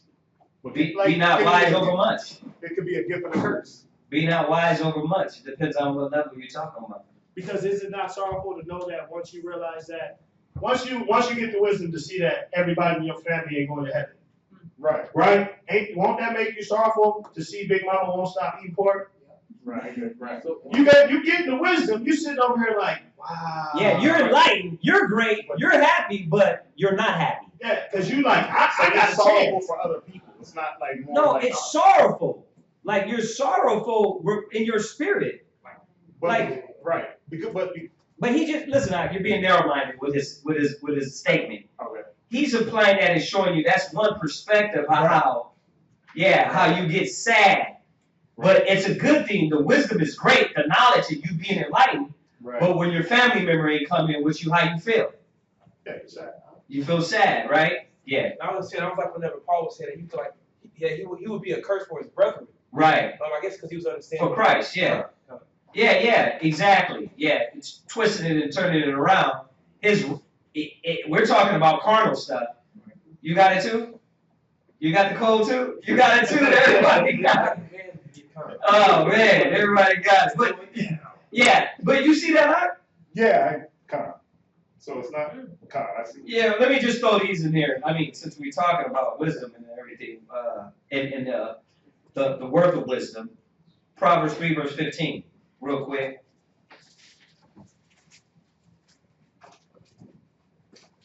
Come on, somebody give me that quick, and then Proverbs 8 and 11. And then Proverbs 8 and 11, and then Proverbs 20 verse 15. Give me those three real quick. Proverbs chapter 3, verse 15. Right, Proverbs 3 and 15. Go ahead. She is more precious than rubies. Right? And all the things thou canst desire are not to be compared unto her. Yeah, because wisdom gives you everything. An intelligent mind, an intelligent being, you will reap everything that you're looking for. You got an idiot. Anybody can grab a gun and go run into a liquor store and try to rob somebody. But you see the idiots do it. they fight with it. You ever see those dumb robbers or dumb thieves? They jumping into the building and falling and they can't get out. They try to rob somebody, can't get out, get hit with a broom in their head. Because they ain't got no damn intelligence. So anybody can do it, but a wise person is sitting back up with a suit. He's sitting up there with a suit, creating percentages on your mortgage, creating percentages on your credit cards, and that's how he's winning. Yeah, you know what I mean? He's taking a penny. You know, he's sitting back hacking everybody's account and taking a penny off everybody's account and putting it in the kingdom. That's the mastermind. But the idiots, we're the brutes. We're trying to run and go out and do it those ways. Just one example how wisdom is more precious than anything. Go ahead. Verse 16. Proverbs 8:11. Proverbs 8 and 11. Right? For wisdom is better than rubies. Right? And all the things that may be desired are not to be compared to it. Yeah, everything you want can't be compared to wisdom. One more. That was 8 and 11, and this is Proverbs 20, verse 15. Proverbs 20 and 15. Uh-huh. There is gold and a multitude of rubies, but the lips of knowledge are a precious jewel. Yeah. So that's what Solomon's talking about. You know, and that's what he learned out of everything. You know, it's funny. It's like it reminds me of how a person that got a lot of jewelry, they get caught up in the wrong place, the wrong time, get robbed. Like, what is the point of you walking around with a $30,000 chain and you turn down the wrong street, and you get it snatched off you? You got broke cats that know what street not to go down.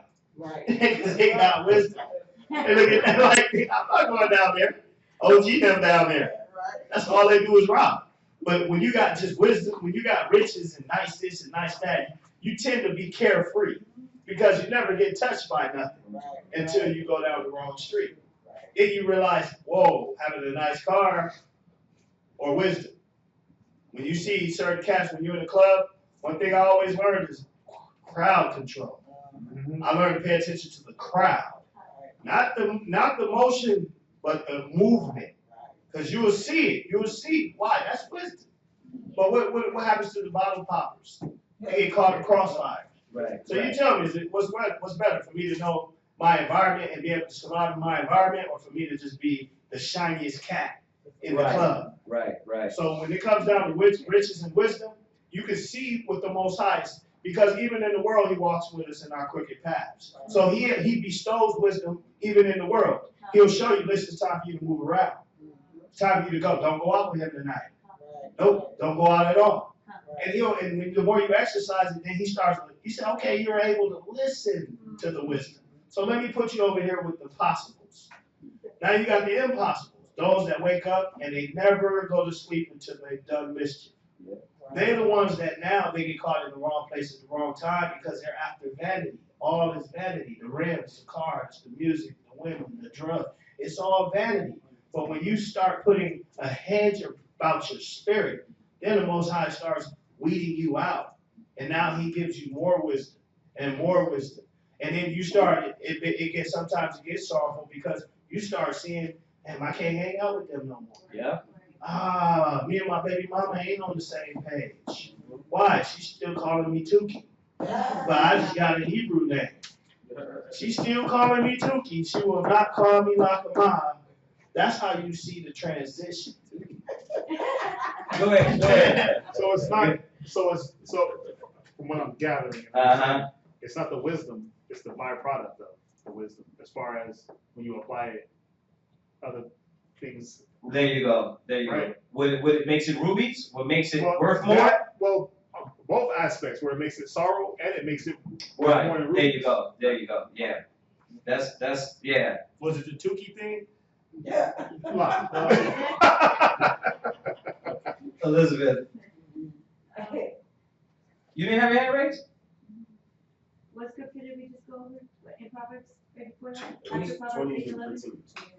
20 and 15? Alright, was that it? I mean, I think we ran with that one, because that was a good question, though. That was a good question. That was online, wasn't it? That was a good question. Do we got any more? Well, let me get out these rest of these scriptures. If you do have any other questions, we kind of went over the hour this time, but we don't want to take class the whole full 3 hours on questions.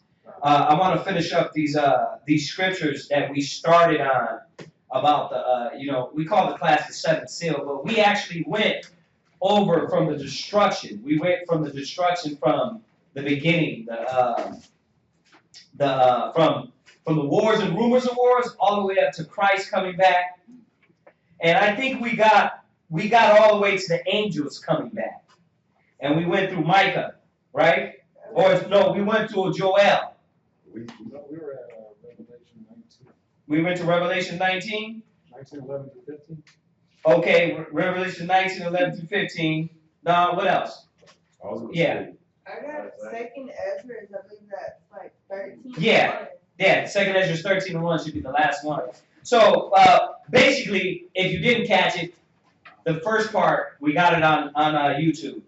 Okay? But I'm just going to finish up because the point of the class was to kind of get everybody, you know how you want to know, like, how is this process going to happen? And what we learned in the first part, we learned that it's going to escalate wars, rumors, and wars. Then it will get to the point to where a very pivotal point where Russia. We went into the scripture showing that Russia, Gog and Magog, they're going to be a very important point in history that's going to bring on this World War III, which is going to be stopped, right, by Christ coming in. Then we went over Christ coming. We went over the angels coming in. We went over Joel. And then we went over all other scriptures, fillers also in there. So I'm just gonna we're gonna start from there. We're gonna start from there. So go to Isaiah 13 verse 6. Isaiah 13 and 6. I don't think I went there. Isaiah 13 verse 6. Isaiah chapter 13 verse 6. Yeah, read. Howl ye, for the day of the Lord is at hand. Right. It shall come as a destruction from the Almighty. Right, and that's the thing, that this is what we have to prepare for. This destruction that the Most High is going to reap on America, around the world, this is Christ's vengeance. And I kept saying that last class, last time we touched on this topic, which was, this is Christ's vengeance. And when you go to Joel 2, it says that these mighty men, those were the angels that's going to be moving like sparks and running through windows. So this is what Christ is going to reap on all the nations. Go ahead. Verse 7. Therefore shall all hands be faint, and every man's heart shall melt. Right, we went over that too, right? All right, go. Did we touch on Isaiah 13 and 8? 13. Okay, go there. Verse 8. We just refreshing. We did Isaiah 13 and 8. Verse 8. And they shall be afraid. Pangs and sorrow shall take hold of them. Yeah, like we started out with the last class. The Most High said, "Woe unto you that desire the day of the Lord." What day is it going to be for you? Because for a lot of people, it's going to be pain. It's going to be suffering. Right? Go ahead. They shall be in pain as a woman that travaileth. They shall be amazed one at another. Right. Their faces shall be as flames. Verse 9. Behold, the day of the Lord cometh, cruel, both with wrath and fierce anger. Right. So these are the things that I think that we all know that the Christians really, Christianity hasn't taught us. They haven't showed us that the day of the Lord is cruel. You know, when you think of Christ, when you think of Jesus, you don't think of cruel. You know, when you think of cruel, you think of like somebody taking a cat and burning it up, right? That's cruel. Well, that's what Christ is going to do to these nations. That's what Christ is coming back to do. You know, you punching a cat in the face or throwing it all, you know, stabbing it and stuffing it out. That's cruel. When I see that, I'm like, hey, that's cruel as hell. But this is what's going to happen to the nations. Go to Micah 2, verse 1. Go to Micah 2, verse 1. So what we're going to do is, we're going to get these scriptures, but we're going to jump back also, because we left off at Christ coming in. Christ coming in with the angels, right? But a lot of things are going on at this time. What's going on, we learn. We learn when Christ comes back with the angels, what is he going to be doing? He's going to be destroying the nations, right? He's going to be stopping Russia from destroying Israel, right? But what else is going to be happening? He's going to be delivering us. We're going to be what? We're going to be Getting delivered. We're going to be delivered. Say it. More. More. We're going to be delivered, right? Go ahead. Go ahead. Read on. Micah chapter 2 and verse 1. Go ahead. Woe to them that devise iniquity. Yeah, this is all for the wicked. This is where we don't want to be at. The Most High said, them that devise iniquity. Go ahead. And work evil upon their bed. Right. When the morning is light, they practice. Right, and this is what, this is where everybody's getting caught up about the Illuminati, the high echelon. They don't know it's the devil. Everybody wants to put make it like, a trendy name. Who are they? Oh, the secret society. They're demons. They're the devil, right? And what they do is every day they practice how to destroy the righteous. Go ahead. Because it is in the power of their hand. Yeah, because they got the power now. That's why Job 9:24, you don't have to go there, but the earth is given into the hand of the wicked. Right? They have the power. Go ahead. And they covet fields. They do what? They covet fields. How did they get America? They're going around with this Trump mentality, these Trump shirts, like make America white again. Right. You know what I mean? That's like, they stole America. Right? They covet fields. This is how America was gotten. This is why Christ is coming back, to pay them back. Go ahead. And they take them by violence. And houses and take them away. Right? So they oppress a man and his house. Yeah, that's what they do. Not only do they take your house, what do? They take the house, they take the land, then they sell it back to you and put a percentage on it. You understand? So these things that the wicked are doing, this is what Christ is coming back to destroy. And these are the things that we have to know, okay, consciously, what we're not supposed to be partaking in, right? Practicing wicked and evil upon the bed. Go ahead. Even a man and his heritage. Go ahead. Therefore, listen. It said a man and his what? His heritage. His what? Heritage. They didn't just take the Native Americans' land. They said, you're the red people. Right? You're Indians, right? They didn't just take the black man from Africa, you know what I mean, and tell him you're an African booty scratcher, right? Remember that, the old saying? They didn't tell you that. They didn't do that. They said you're black.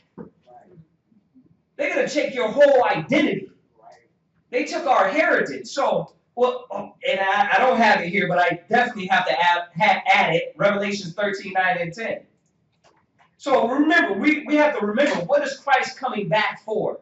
All this turmoil and destruction and chaos and bloodshed that's going to lead up to Christ coming back to more bloodshed. You understand? What is it for? It's for us. It's for you. It's for the chosen. It's for us to get the hell up out of here. Right? Read that, Revelation 13:9 and 10. Revelation chapter 13, verse 9.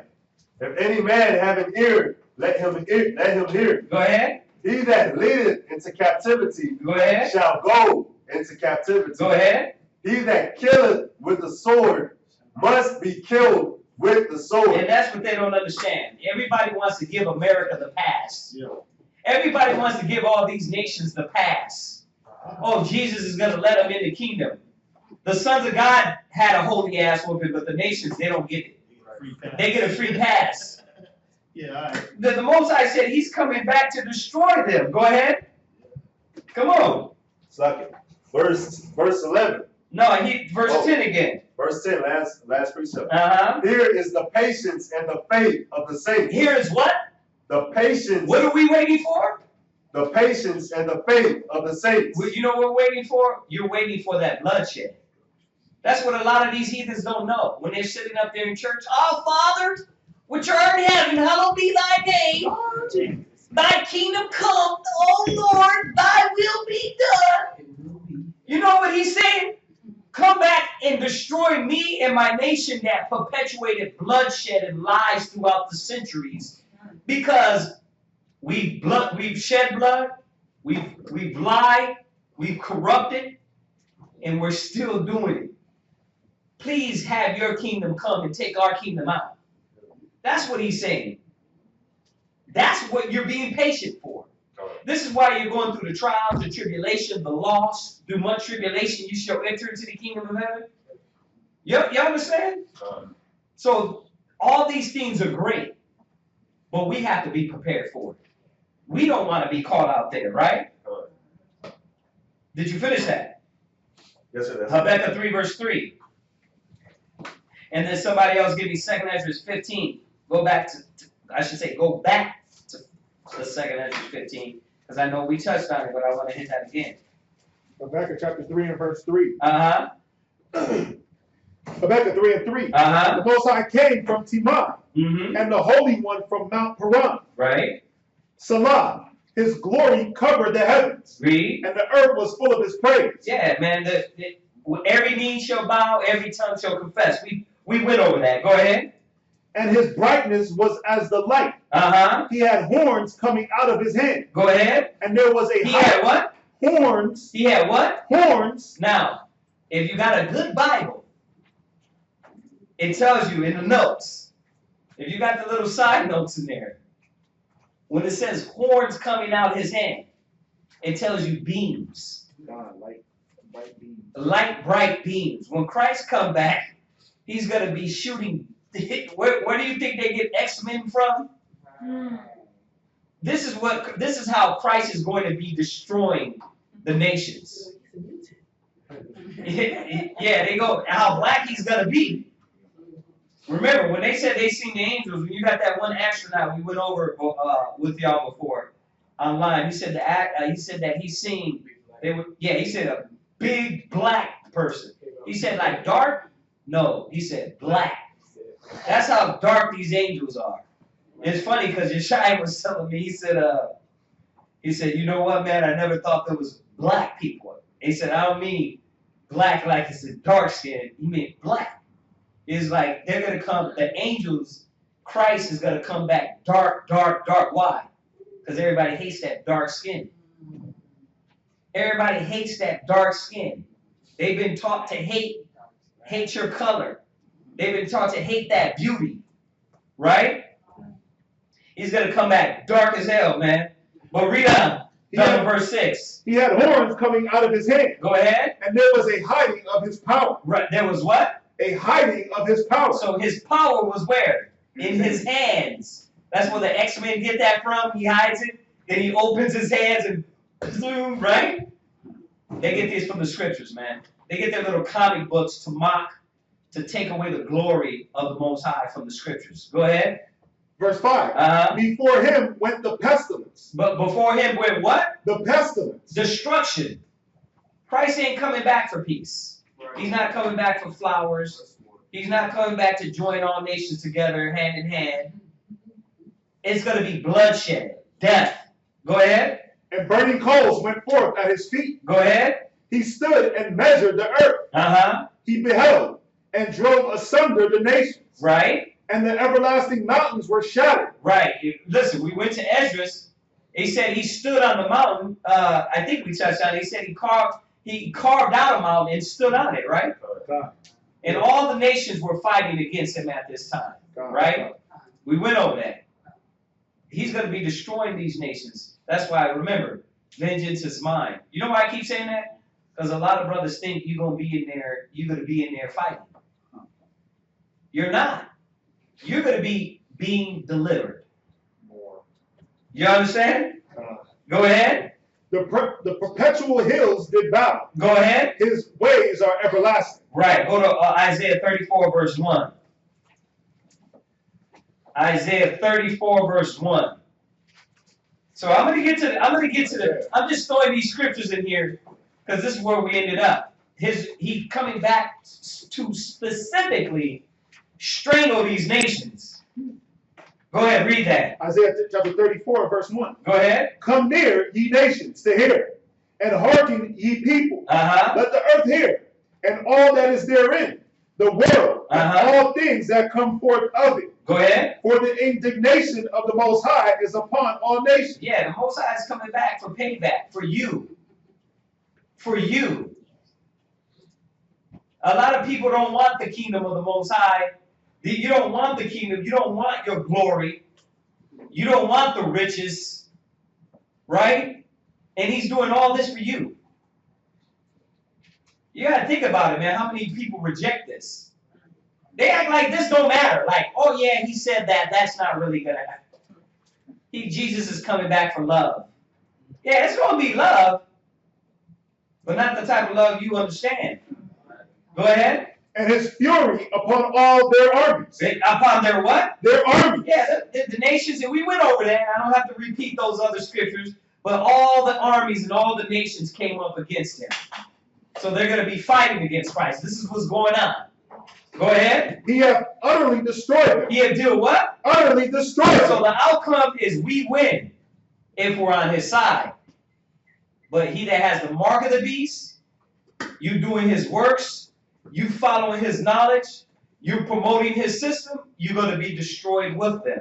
Go ahead. He hath delivered them to the slaughter. He hath delivered them to the what? To the slaughter. Yeah, it's a setup.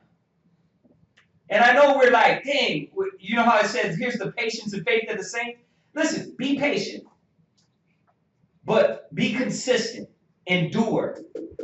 Keep going through it. Go ahead. Their slain also shall be cast out, and their stink shall come up out of their carcasses. Go ahead. And the mountains shall be melted with their blood. Yeah, that's how much blood, that's how much destruction Christ is. Yeah, I know. He's like, I never read that in the Bible. Your son's like, I never knew Jesus was gonna do all that. Yes. This is not the Quran. This is not the Book of the Dead. This is the Jesus, the Christ, the Mashiach, coming back to destroy these heathens. See, they don't read these things. That's why it's not familiar to you. Hold that. Check this out. Hold that. Go to Revelations 1 and 7. Hold that. Changing my notes over here. Somebody's switching me out. Revelations 1 and 7. Read that. Revelations chapter 1, verse 7. But hold that. Isaiah 30. Go ahead. Behold, he cometh with clouds, and every eye shall see him. Right. No. Jesus is going to come. He's already here, right? You got some cats saying he's Christ over here, he's Christ over there. Yeah. Right? No. When Christ come back, once again, he's not going to be a 4'4" midget. You understand? Christ is going to come back with all the angels of heaven. And we calculated in Revelations, it said 200,000 angels. Right? It said 200,000 angels.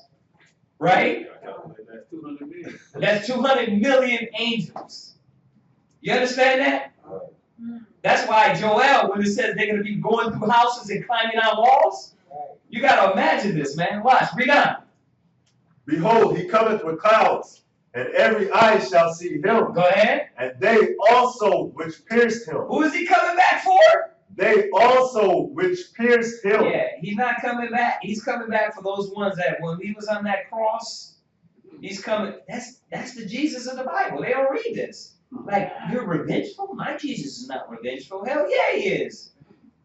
He's coming back for bloodshed. He said, specifically, the ones that pierced me, I'm coming back for you. Expect me. Go ahead. Read. And all kindreds of the earth shall wail because of him. Yeah, that's why it says, every knee shall bow, every tongue shall confess. Right? Now go back to Isaiah. Go back to Isaiah. Let's finish that up. Isaiah chapter 34 and verse 4. Uh-huh. And all the host of heaven shall be dissolved, and the heavens shall be rolled together as a scroll, and all their hosts shall fall down. Right. Now, when is this all going to happen? This is all going to happen as Christ is coming into the fore. As you got this war, they're finna hit the bombs and destroy it. Russia and America is finna go at it. We found out that Christ isn't going to let it, right? He's going to come in and stop that. He's coming back with all the chariots. But at the same time, with him coming in with the chariots, what's going to happen? There's going to be damn destruction and chaos. And there's still going to be bombs and things going on. So what is going to happen to us? Hold that. Now jump back. We're going to read down. That's a quick question about, what does it say, all the hosts of heaven shall be dissolved? What does that mean? That's talking about that thermal nuke. Oh, okay. Yeah, but before this, that's why I'm jumping. Before that, Go to 2 Thessalonians 1 and 7. No, 2 Thessalonians.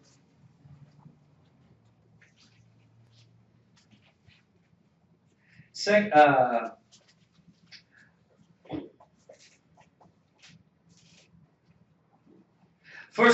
Thessalonians 1 and 7.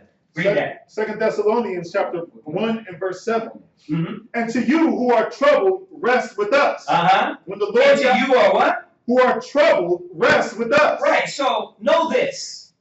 Whatever you've been through, whatever you go through in your life, as you die in this, because a lot of us, listen, it might take another 10 years. Most High might deliver you before that. He might free you before that. You understand? I'm taking it there, but also us that rest in this word, right? Go ahead. And to you who are troubled, rest with us. Uh-huh. When the Lord Yahushua shall be revealed from heaven with his mighty angels. Go ahead. In a flaming fire, taking vengeance on them that know not the Most High. Right. He's coming back to take vengeance on them that claim they don't know the Most High. And they don't. Because he's going to be the least thing anybody expected. They're not going to be expecting a tall, giant black man and black angels. There's no way. You see how they punched that protester in they punched that protester at Trump's rally? Yeah, I mean, because why? They hate their skin. So Christ is coming back for you. He's coming back for that revenge. He's coming back for him to pay back. He's coming back to bring his kingdom. Go ahead. And that obey not the gospel of our Lord Yahushua. And those that what? Obey not the gospel of our Lord Yahushua. The disobedient. We went over that. Go ahead.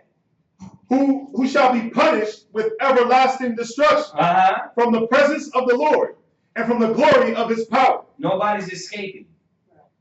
Nobody is escaping. 1 Thessalonians 4 verse 16.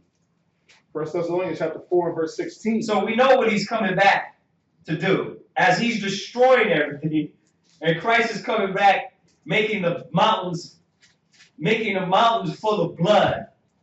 Bodies everywhere, right? You got bombs going off from them trying to shoot him and destroy the angels. And then you got Christ destroying them. You got destruction everywhere. Well, where do you have the chosen? 1 Thessalonians 4 verse 16. 1 Thessalonians chapter 4 verse 16. Uh-huh. For the Lord himself shall descend from heaven with a shout. So we went over this. Go ahead. With the voice of the archangel. Uh-huh. And with the trumpet of the Most High. Read. And the dead in Christ shall arise first. So now you got another variable that's happening here. You see this? You see all these things that's going on simultaneously? Christ is coming back. He's destroying the nation. They try to destroy him. But at the same time, the dead rises. Right? Why? Because he wants everybody to be a party to this big party in the sky, this destruction. You understand? Go ahead. Verse so 17. It said the dead shall rise first. Now hold that. Hold that. Hold. Now go to 1 Corinthians 15:52. So now we get it, right? I'm hoping y'all still with the class and everything we went over. I'm hoping y'all going over the other class and going over all those other scriptures and knowing what's going to happen. You know, for y'all online that didn't get it, we're just bringing it up to date. That Christ is, we went over all the scriptures that got us to this point of Christ coming in. Got us to Russia and America going head to head. Christ coming in, intervening. He's going to intervene and stop that destruction. At the same time, the nations are going to destroy them.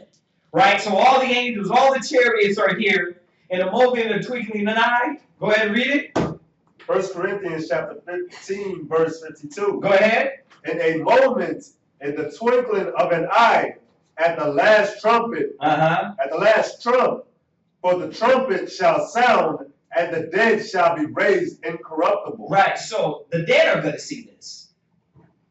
He wants everybody to see this. That's how powerful this is, man. He's like, I want everybody to see this. Go ahead.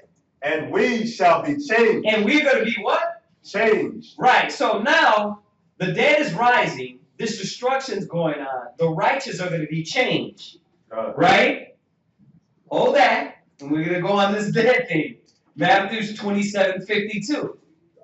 Matthew's 27:52. I told you I have it. Because he's like he's thinking like zombies. Because that's how Esau. Oh no. Like zombie. No. The dead is gonna rise, but it's gonna tell us. We're gonna go over it.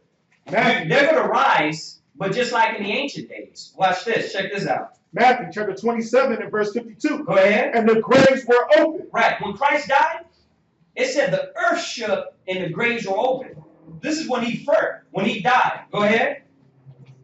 And the bodies of the saints which slept arose. Right. The saints, the righteous men arose. So you got prophets rising, walking around. Go ahead. And came out of the graves after his resurrection. Go ahead. And went into the holy city and appeared unto many. Check that out. That's what's going to happen again. That's what's going to happen again. Matthew 27, verse 52. Read 53. Verse 53. And came out of graves after his resurrection. Go ahead. And went into the city, the holy city, and appeared unto many. Right. So that's what is going to happen in the last times. That trump is blown. The dead in Christ, the ones that, when it says in Christ, they're going to raise. The ones that, were corrupt, they're going to raise. Watch. Daniel's 12 and 2. Daniel's 12 and 2. So I'm just giving y'all a picture of what's going on here. Okay? Go ahead. Daniel's 12 and 2. Daniel chapter 12, verse 2. Go ahead. And many of them that sleep in the dust of the earth shall awake. Go ahead. So, yes, listen, they're obviously bones. So what is the Most High going to do? He's going to put the spirit, the bones, the flesh, the marrow, all that right back on this. This is going to be the greatest movie ever. And at the same time, the Most High is sitting back watching his son whip ass. You understand? While we're crying, we're mourning, and we're praying and praising the Most High for salvation. This is what's happening. We haven't even got to us yet. We know that we're going to be changed. The dead is rising, right? Go ahead. Some to everlasting life. Right, but at the same time, the ones that are being raised for righteousness, the Most High is going to bring you with us. Bring them with us. I'm putting myself there. I'm hoping I'm there. Go ahead. And some to shame and everlasting contempt. Yeah, and then some is just going to be raised to be burnt up again. Just for those bombs to hit. Just to be destroyed. All that's going to happen, and you're going to be raised to be destroyed. There's no escape. The point is that there's no escape. Go ahead. Verse 3. And they that be wise shall shine as the brightness of the firmament. Go ahead. And they that turn many to righteousness as the stars forever and ever. You see that? Told you, man. I was hitting somebody the other day with the scripture. Most I said that he laid down his life for us. 1 John 3, verse 16. You don't have to get it. And that we ought to lay down our life for our brethren. This Bible is not about knowledge. It's not about, oh yeah, you speak wise and you're intelligent and wisdom is good. But what the hell are you going to do with that wisdom?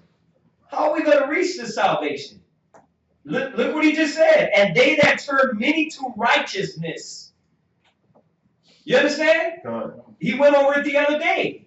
When it said you restore, you turn one from sin, you cover a multitude of your sins, right? People don't understand. These are the little keys that the scriptures give us. That if you had any doubt and understand what you were supposed to be doing in your life, I mean, this is one of them. A lot of brothers thinking like, oh, you just trying to get us there. No, this is what the scriptures say. You're supposed to put in work for your people, your nation. Man, y'all got to turn on that air, bro. Y'all ain't hot? Yes, sir. Oh, y'all ain't hot? Y'all not hot over there? Well, I turned it off. Oh, maybe it's just hot over here then. It may be because of lights. So y'all getting this, right? Okay, go to Job 19, verse 25 to 27. Let me just add another one with that. And then we're going to jump back to 1 Thessalonians. Job 19, 25 to verse 27. Job 19 and verse 25. Go ahead. For I know that my Redeemer liveth, Right? and that he shall stand at the latter day upon the earth. Listen, there's no Christ in the Old Testament. Who's the Redeemer? Christ, the Mashiach, right? He said he knows that he lived. This was Job giving praise to Yahweh Shai. Go ahead. And though after my skin warms destroy his body, right? Yet in my flesh shall I see God. Right. Why? Because there's no resurrection or no reincarnation? He's telling you there. He's telling you there that's going to be a resurrection. That he's saying, I'm going to stand before the Most High in my flesh. Because why? Your sinews, your bones, your marrow, everything's going to come back on you. You're going to be reanimated, and either you're going to stand in righteousness or you're going to stand and be burnt the hell up again. That's the double pain. Then you're going to go from there. Then it says they shall know that they shall suffer after death. The second death. They're going to suffer after that. Go back to 1 Thessalonians 4, verse 17. So now we understand. The chariots are here. Christ is fighting. He's destroying. Blood everywhere. Chaos, crying. Men's hearts failing them. It says their knees shall be weak as water. We read that, right? All right. Verse 17. 1 Thessalonians 4:17. 1 Thessalonians chapter 4, verse 17. Go ahead. Then we which are alive and remain shall be caught up together. Right. When the dead rise, it says us that are alive, that's when we're going to get beaten up. You understand? That's when we're going to get took up. Why? Because according to Isaiah, not only Isaiah, Revelations, all through the scriptures, Daniel, America is going to be damn bombed and destroyed. You understand? So he's gonna do what? Read it again. Then we which are alive and remain shall be caught up together with them in the clouds. Where? To stop. Where are we going to be caught up? How is he going to get us? Amos 9:9. I'm going to show you. So you got to think about how great this is. You got to think about 2 million angels. 200 million angels, right? 200 million chariots throughout the world. All this destruction going on, the dead rising, right? Us being lifted up in chariots from where? Lifted up into chariots from where? Read Amos 9:9. Amos chapter 9, verse 9. Go ahead. For lo, I will command, and I will sift the house of Israel among all nations. So that means that you got to imagine if you look at the skies. You got all of our people from all the nations are going to be lifted up in these chariots. Y'all see that? God. Go ahead. Like as corn is sifted in a sieve, yet shall not the least grain fall upon the earth. Read. All the sinners of my people shall die by the sword. Yeah, but the sinners of Israel, the ones that were down with America, you don't get to get on that ride. You don't get to get on those chariots. The Most High is going to leave you right here when America's being plunged into damn hell. Plunge into the lake of fire. You understand that? Go from there, go to Isaiah 11 and 11. Isaiah 11 and 12. Isaiah chapter 11 and verse 12. So this is happening. The chariots lifting us up, gathering us. Go ahead. Isaiah 11 and 12. And he shall set upon the ensign for the nation. Right. And he shall set up an ensign for the nation. Right. What is the ensign? The chariots. The chariots is the ensign. Because what are we looking for? The sign. We're looking for the sign. What is going to be the sign of him coming? The clouds. The clouds of heaven.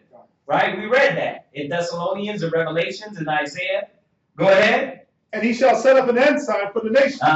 And shall assemble the outcasts of Israel. Right. And gather together the dispersed of Judah from the four corners of the earth. Right. So now y'all get that. So the chariots is lifting up the chosen. It says we're meeting with the dead. We're meeting them in the air. They're not going to be zombies. They're going to have their regular flesh on. Right? There's another one too. It says, I got to find it, but it tells you how that when they're raised, that the wicked are going to be raised with the same illnesses and wickedness that they died with. Yeah, I got to find that one. What? That's the definition of inside. Not yet. It's also about a ship. Okay, go ahead. The definition of inside, a flag that is flown as by a ship, as the symbol of nationality, and that may also be flown with a distinctive badge added to its design. Right. Yeah, and for the brother's question, yeah, we're gonna be. See, this is all to deliver us. If I get a chance to finish it, he's just taking us out of the destruction, because we're not gonna have to go live with the Most High. We're gonna live here on earth. Remember the Our Father prayer, Our Father which art in heaven, Thy kingdom come, Thy will be done in earth. You know, I know the church has told you got to die. Dying and getting to heaven, that's one heaven. But there's going to be heaven here on earth. Everything is going to be like it is in heaven. Righteousness and holiness and truth. Okay, we're going to get into that, though. I'm just going through the steps of all these steps that's going to happen. You see that? Okay, all right. Go ahead. Where are you at? Isaiah 11 and verse 13. No, that's good. Go from there. Go to Jeremiah 29, verse 14.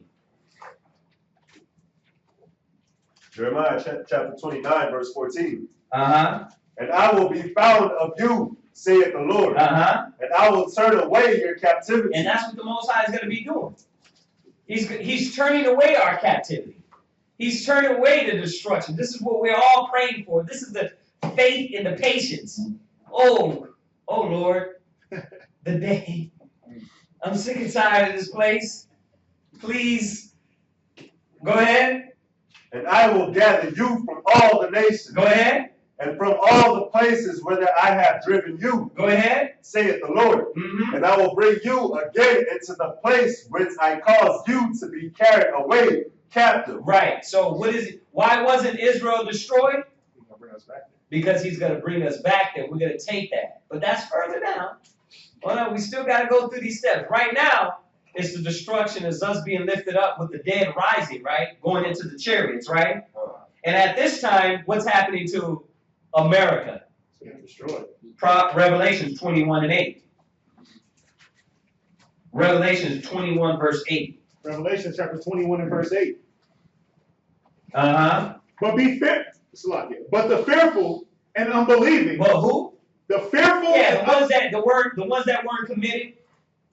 The ones that were real, that they always second guess the truth, guess the work when he made it plain. He said, how do you know that love was shown when you did this to the least of my brethren? If you love me, feed my sheep. No greater thing than a man that he laid down his life for his brethren. A lot of people going into this work, they're fearful. They don't want to commit. They want to be part-time. They want to sit on their butt.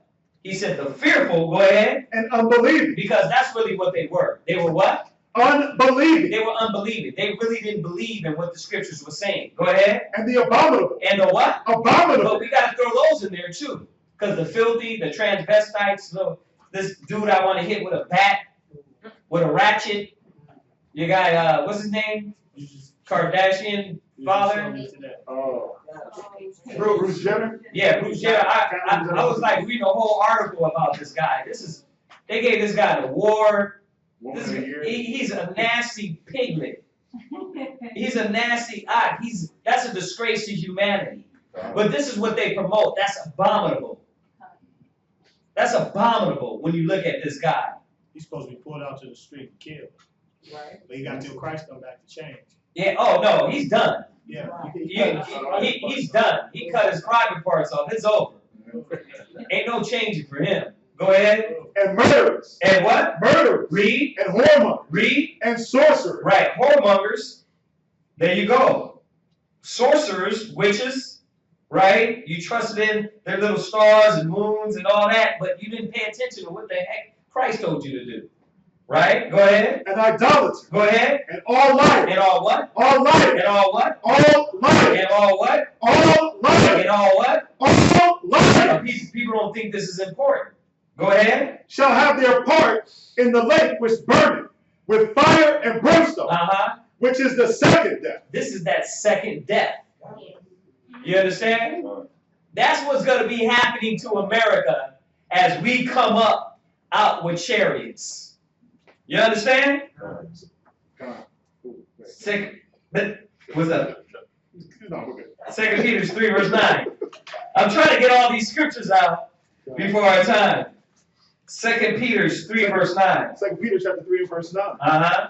The Lord is not slack concerning his promise. And that's what Israel don't understand. That's what you have to understand. The Most High is not slacked. His word does not go out void.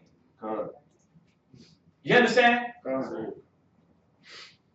What he's doing is going to happen. I know it seems far, it seems far-fetched, it seems almost like a movie, but listen, let God be true and every man a lie. You understand? He's not slack. Be patient. Your time is coming, Israel. Keep working. Keep doing the best you can. Be sincere whatever you do, and he's going to look past all your sins. That's what it's about. A broken spirit and a contrite mind. You understand? Try to keep the laws to your best ability. What you got? Just about what you said, man. If I can, it's just one. Yeah, It's just yeah. one. Listen, go to Nahum chapter 3, verse 4. I mean, verse 1. It's fine. Go ahead.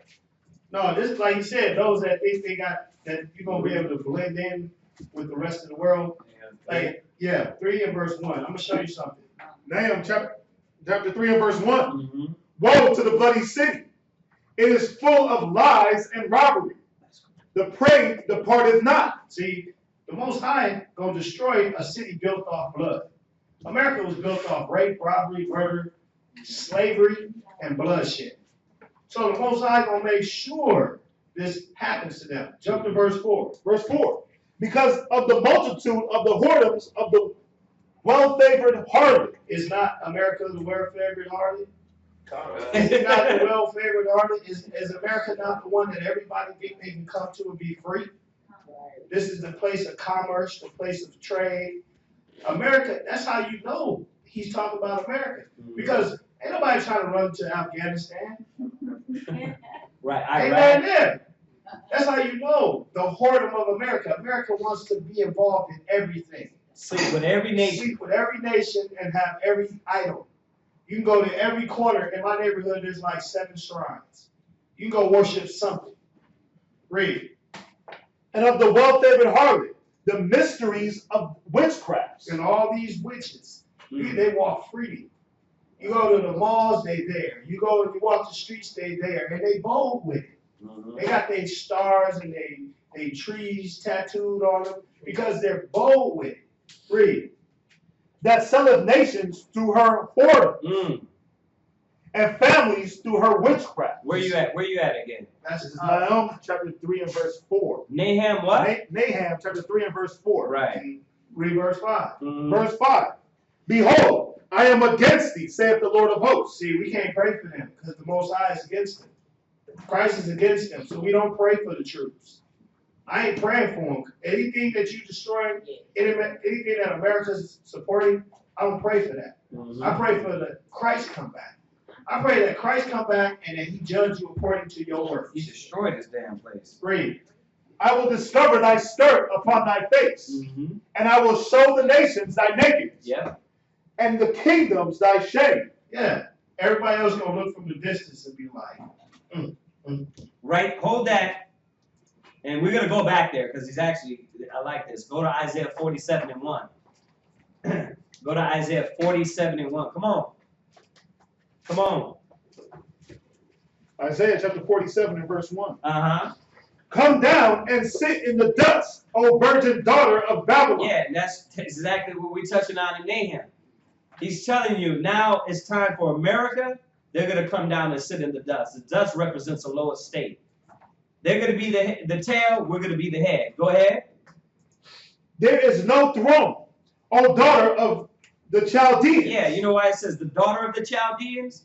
Because America follows everything after the Chaldeans. The word media comes from the Medes, right? And what were they good in? Witchcraft, sorcery, deception, right? Go ahead. For thou shalt no more be called tender and delicate. Yeah, America's the tender and delicate. The teat hasn't been, everybody wants to tap America. She's a hoe on the low. She's a hoe on the low, but you thinking what when you're in another country? I want to go to the Virgin. The daughter of, I want to go over there. This is where you can make it. Yeah. Right? But the teat has been touched. She's tainted. She's a tainted little hooker. Go ahead. Take the millstones and grind meal. You know what that means? It's time for her to work. Right. It's time for these white women. It's time for these white men. It's time for these African women, African men, these nations. It's time for them to serve just like we served. Right. That's what we did. That's what you're here doing. Serving. Go ahead. Uncover thy locks. We'll do what? Uncover thy locks. Do what? Uncover thy locks. It's time to show what you really are. And America's being seen. That's what's happening right now. See, they're being seen for who they are. Go ahead. Make bare the leg. Do what? Make bare the leg. Yeah, because you're going to reveal what you are. We know you're an undercover hooker, dealing and scheming and conniving, right? Selling ass to this country, selling ass to that country. Your ass is all over the place. That's everybody, friend. Yeah, everybody want to be part of America. Partake in their riches. When we go into Revelations 8, the merchandise, right? They want to put their little products over here to sell to the slaves. They want to take the commodities, right? Everybody getting rich off of America. That's why she's a whore. Go ahead. Uncover the thigh. Pass over the rivers. Read. Thy nakedness shall be uncovered. Yeah, it's going to be seen for what you are. You're not the great, the home of the proud and brave. Go ahead. Yea, thy shame shall be seen. That what? Thy shame shall be seen. They're going to be seen for what they are, that they lied. Now we go, then you jump to Isaiah 14, and we've been over it though. Isaiah 14, it tells you. No, you don't have to go there. Yeah, they're going to, all that. You know what I mean? Like I said, he went somewhere, I didn't want to go, but it's all good. Go ahead. I will take vengeance. I will do what? Take vengeance. I will do what? Take vengeance. Christ is coming back for what? Vengeance. Love. Vengeance. Unity. Vengeance. We are the world. Vengeance. We are the children. Vengeance. We are the ones to make a brighter day, so let's stop living. Vengeance. There's a Choice to make. Of vengeance. No, man, he's coming back for vengeance. Go ahead. And I will not meet thee as a man. You know why? Because you're not going to be able to touch him. You're not going to be able to pierce him. You're not going to be able, no missile's going to touch him. Right. Yeah, you understand? Everything's going to bounce off of him. Go ahead. As for our Redeemer, the Lord of hosts is his name. That's him. The Lord. Listen, that's another name of Christ. The Lord of armies.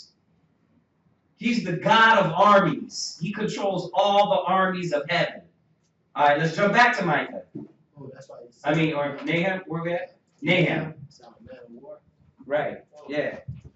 Go to verse 6. Nahum chapter 3 and verse 6. This is what he's doing to America right now.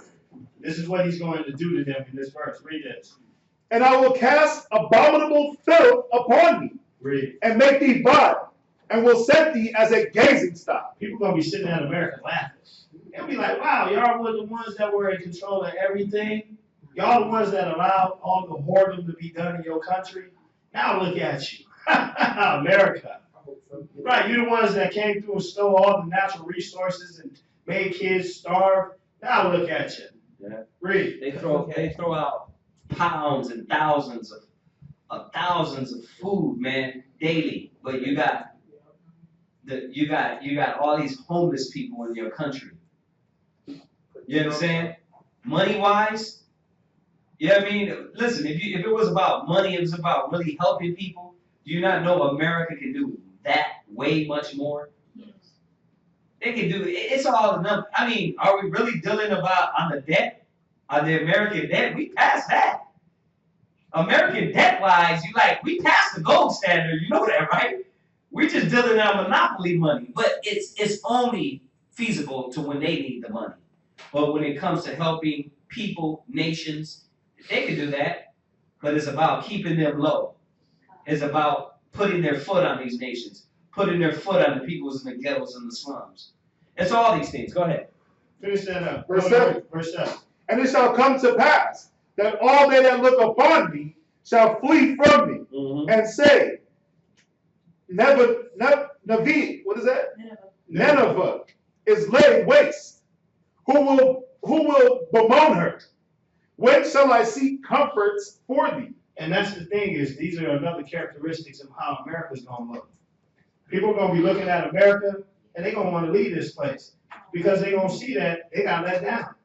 But the only escape is through the Most High. So if you didn't get chose, if you're not the one, it's like that movie Get on the Bus. If you ain't on the bus, you ain't getting in. So all you got to do is look at the examples, because it's been happening over and over and over in history, just like Noah when the ark got closed. Right. Just like when the waters came, it's the same thing. When that destruction comes, where are you going to be at? Are you going to be partying and rioting and kicking it and thinking that, oh, Most High delayeth his coming?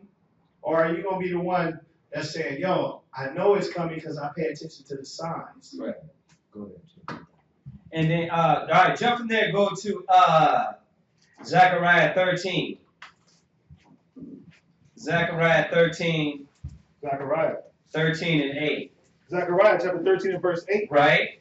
And it shall come to pass that in all the land. I'm sorry, Zechariah 14 and 12 first. Zechariah chapter 14 and verse 12. And then we'll go to 13 and 8. Go ahead. And this shall be the plague wherewith the Lord will smite all the people that have fought against Jerusalem. Once again, I know we touched on this one, but once again, this is for you. This is the reason why this is happening is for you, the chosen, the righteous. You niggas, spicks, spooks, wetbacks, monkeys, and coons. Right? Border jumpers, water beetles. You guys. Yeah, you beaners. You are the chosen people of God. We're nothing that they called us. Everything they did to mock us, stump us down and destroy who you are, guess what? You're none of that. We're the next kings and priests, but like we always say, we got to start acting like it. We want to get on this ride, we got to start acting like we want to be on that ride. Yeah. Zechariah what? Zechariah 14, verse 12. Go ahead. Their flesh shall consume away while they stand upon their feet. Their what? Their flesh shall consume away while they stand upon their feet. Their what? Their flesh shall consume away while they stand upon their feet. Hold that. Somebody else. Go to 2 Peter 3, verse 10. So now we're knowing, as the chariots, as we're lifted up in the chariots, what's happening to everybody else? They getting burnt to a damn crisp. The ones that are resurrected getting burnt to a what? Crisp. If they're not ran through an angel, with an angel running them through, or meet Christ face to face. Go ahead. Go ahead. 2 Peter 3 and 10. 2 Peter chapter 3, verse 10. Go ahead. But the day of the Lord will come as a thief in the night. We know that. Go ahead. In the which the heavens shall pass away with a great noise. Why? Because as all this destruction going on, they're going to be hitting those bombs too. Because you think they're going to go out like that? Hell no. They're going to be like, listen, we're going to nuke every damn body. We died, y'all died. Yeah, that's how they believe. Go look at these movies. They try to, no, if we do that, it can destroy millions. Man, they're willing to destroy millions to save few. That's how America believes. Yeah. What? It was like that one movie with, I think it was Captain America, where they had that program where they was going to kill like 10 million people with the space and stuff like that. Yeah, and he was like, listen, it's nothing for all these people to die, but this is going to save millions as opposed to, a few million. That's why they have bunkers. Right. To save like the elite few people, yeah. Right. That's what they think. They think, I gotta get that one in Revelations. Read that, read on. In the which the heavens shall pass away with a great noise. And the elements shall melt with a fervent heat. The earth also and the works that are therein shall be burned up. Right. Listen, everything's going to be destroyed. Thermonuclear. That's what's happening in America. Right. Hold on a second. So that means everything that you try to save up is gonna be burned up. Everybody that didn't want to listen, they're gonna be burned up. Ooh, check this out. Ah! This is one of my favorites, sorry. Revelation 6. Oh, it goes right where we going. Revelation chapter 6.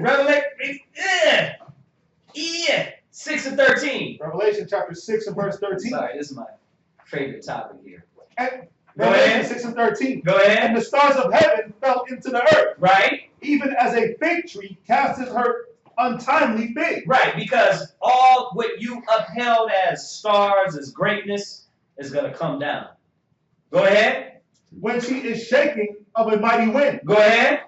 And the heaven departed as a scroll. From what? When The chariots. No, from the bombs. I mean, from the chariots too.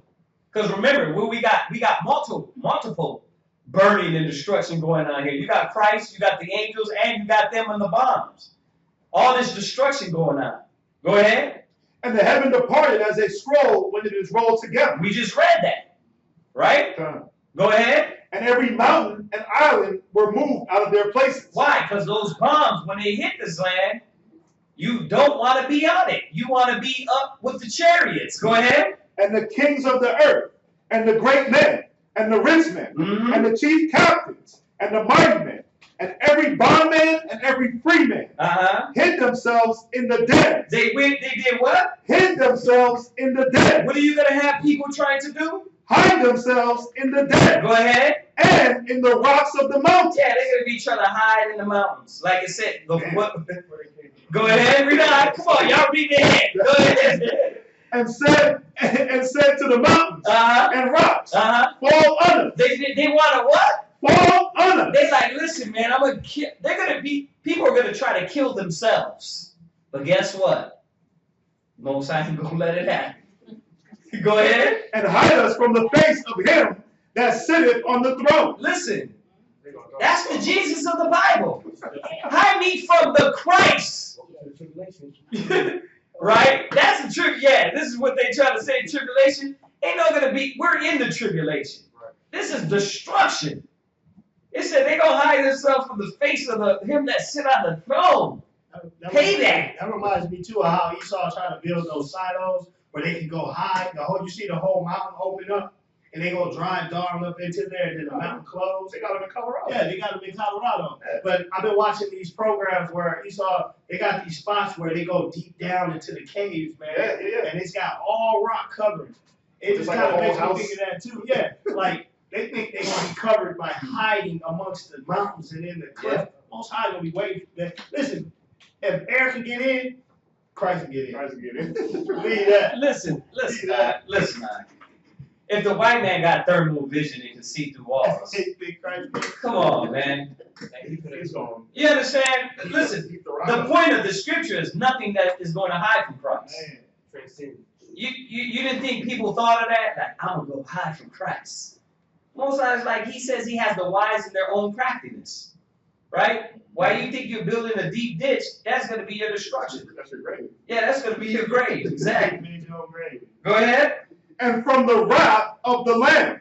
Think about it. What did you do to get a lamb mad? You made a lamb mad. It don't even make sense. It don't make sense.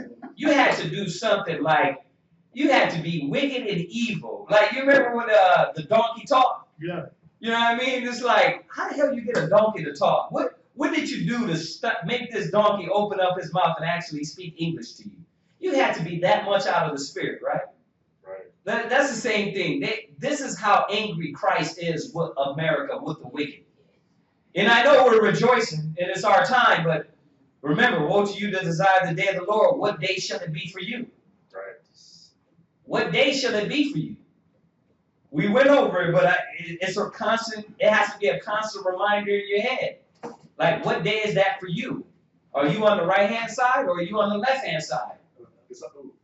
Yeah. It's like when the scriptures say, ready to avenge all disobedience when your obedience is fulfilled. It's fulfilled, yeah. You gotta make sure you're on point. Yeah. Before you desire that day, because that day is checking the disobedience. Yeah, because that's what I'm thinking. I'm like, dang, it's a rejoiceful, like it's rejoiced to hear this, but then you're like, Where do I fall? I had a dream way back, man, where I didn't know whether the chariots were coming or leaving. And all I was doing was looking up in the air, and all I seen was thousands of chariots, and all I heard was woo, woo, woo, woo. But I woke up. I woke up scared as hell because I didn't know if they were leaving or coming. I was like, what's going on? Put me back in. Put me back in. Well, my heart was like, I woke up sweating. I was scared as hell. What day shall it be for you? You know? Yeah, exactly. Go ahead, finish that. For the great day of his wrath is come. And who shall be able to stand? Right. Who is it? Do you see that? Are you bright enough, white enough, righteous enough to stand before Christ and be like, I can see it. I just see it now, man. There's some people I'm talking to, man, they got some excuses. I'm like, you really think that if it don't fly by me, you think this was gonna go good with Christ? They don't really understand like the nature of Christ anyway. They don't. They don't understand the true nature. They think that he's coming back.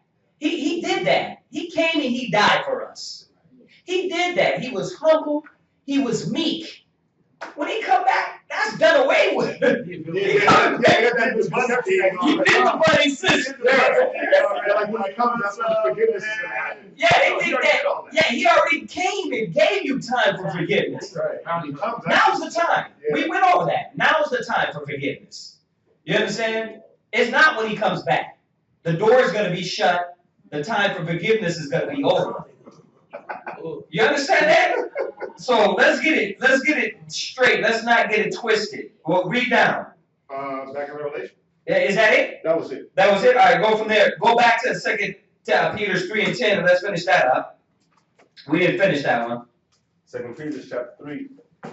And 10, and then we read Zechariah 14 and 12. We did. Just the middle part.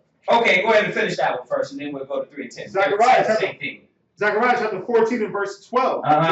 Middle precept. Their flesh shall consume away while they stand upon their feet. Go ahead. And their eyes shall consume away in their holes. Yeah, their eyes shall consume away in their holes. The only thing think about it, this is written in the ancient times, but telling you about a heat of fire that will burn you to where it burns your eyeballs out. Before your body hits the ground. You understand? That's how you know this is a prophecy. Like, no matter what fires they built back then, it couldn't go to this level to where your eyeballs melt before your body hits the ground.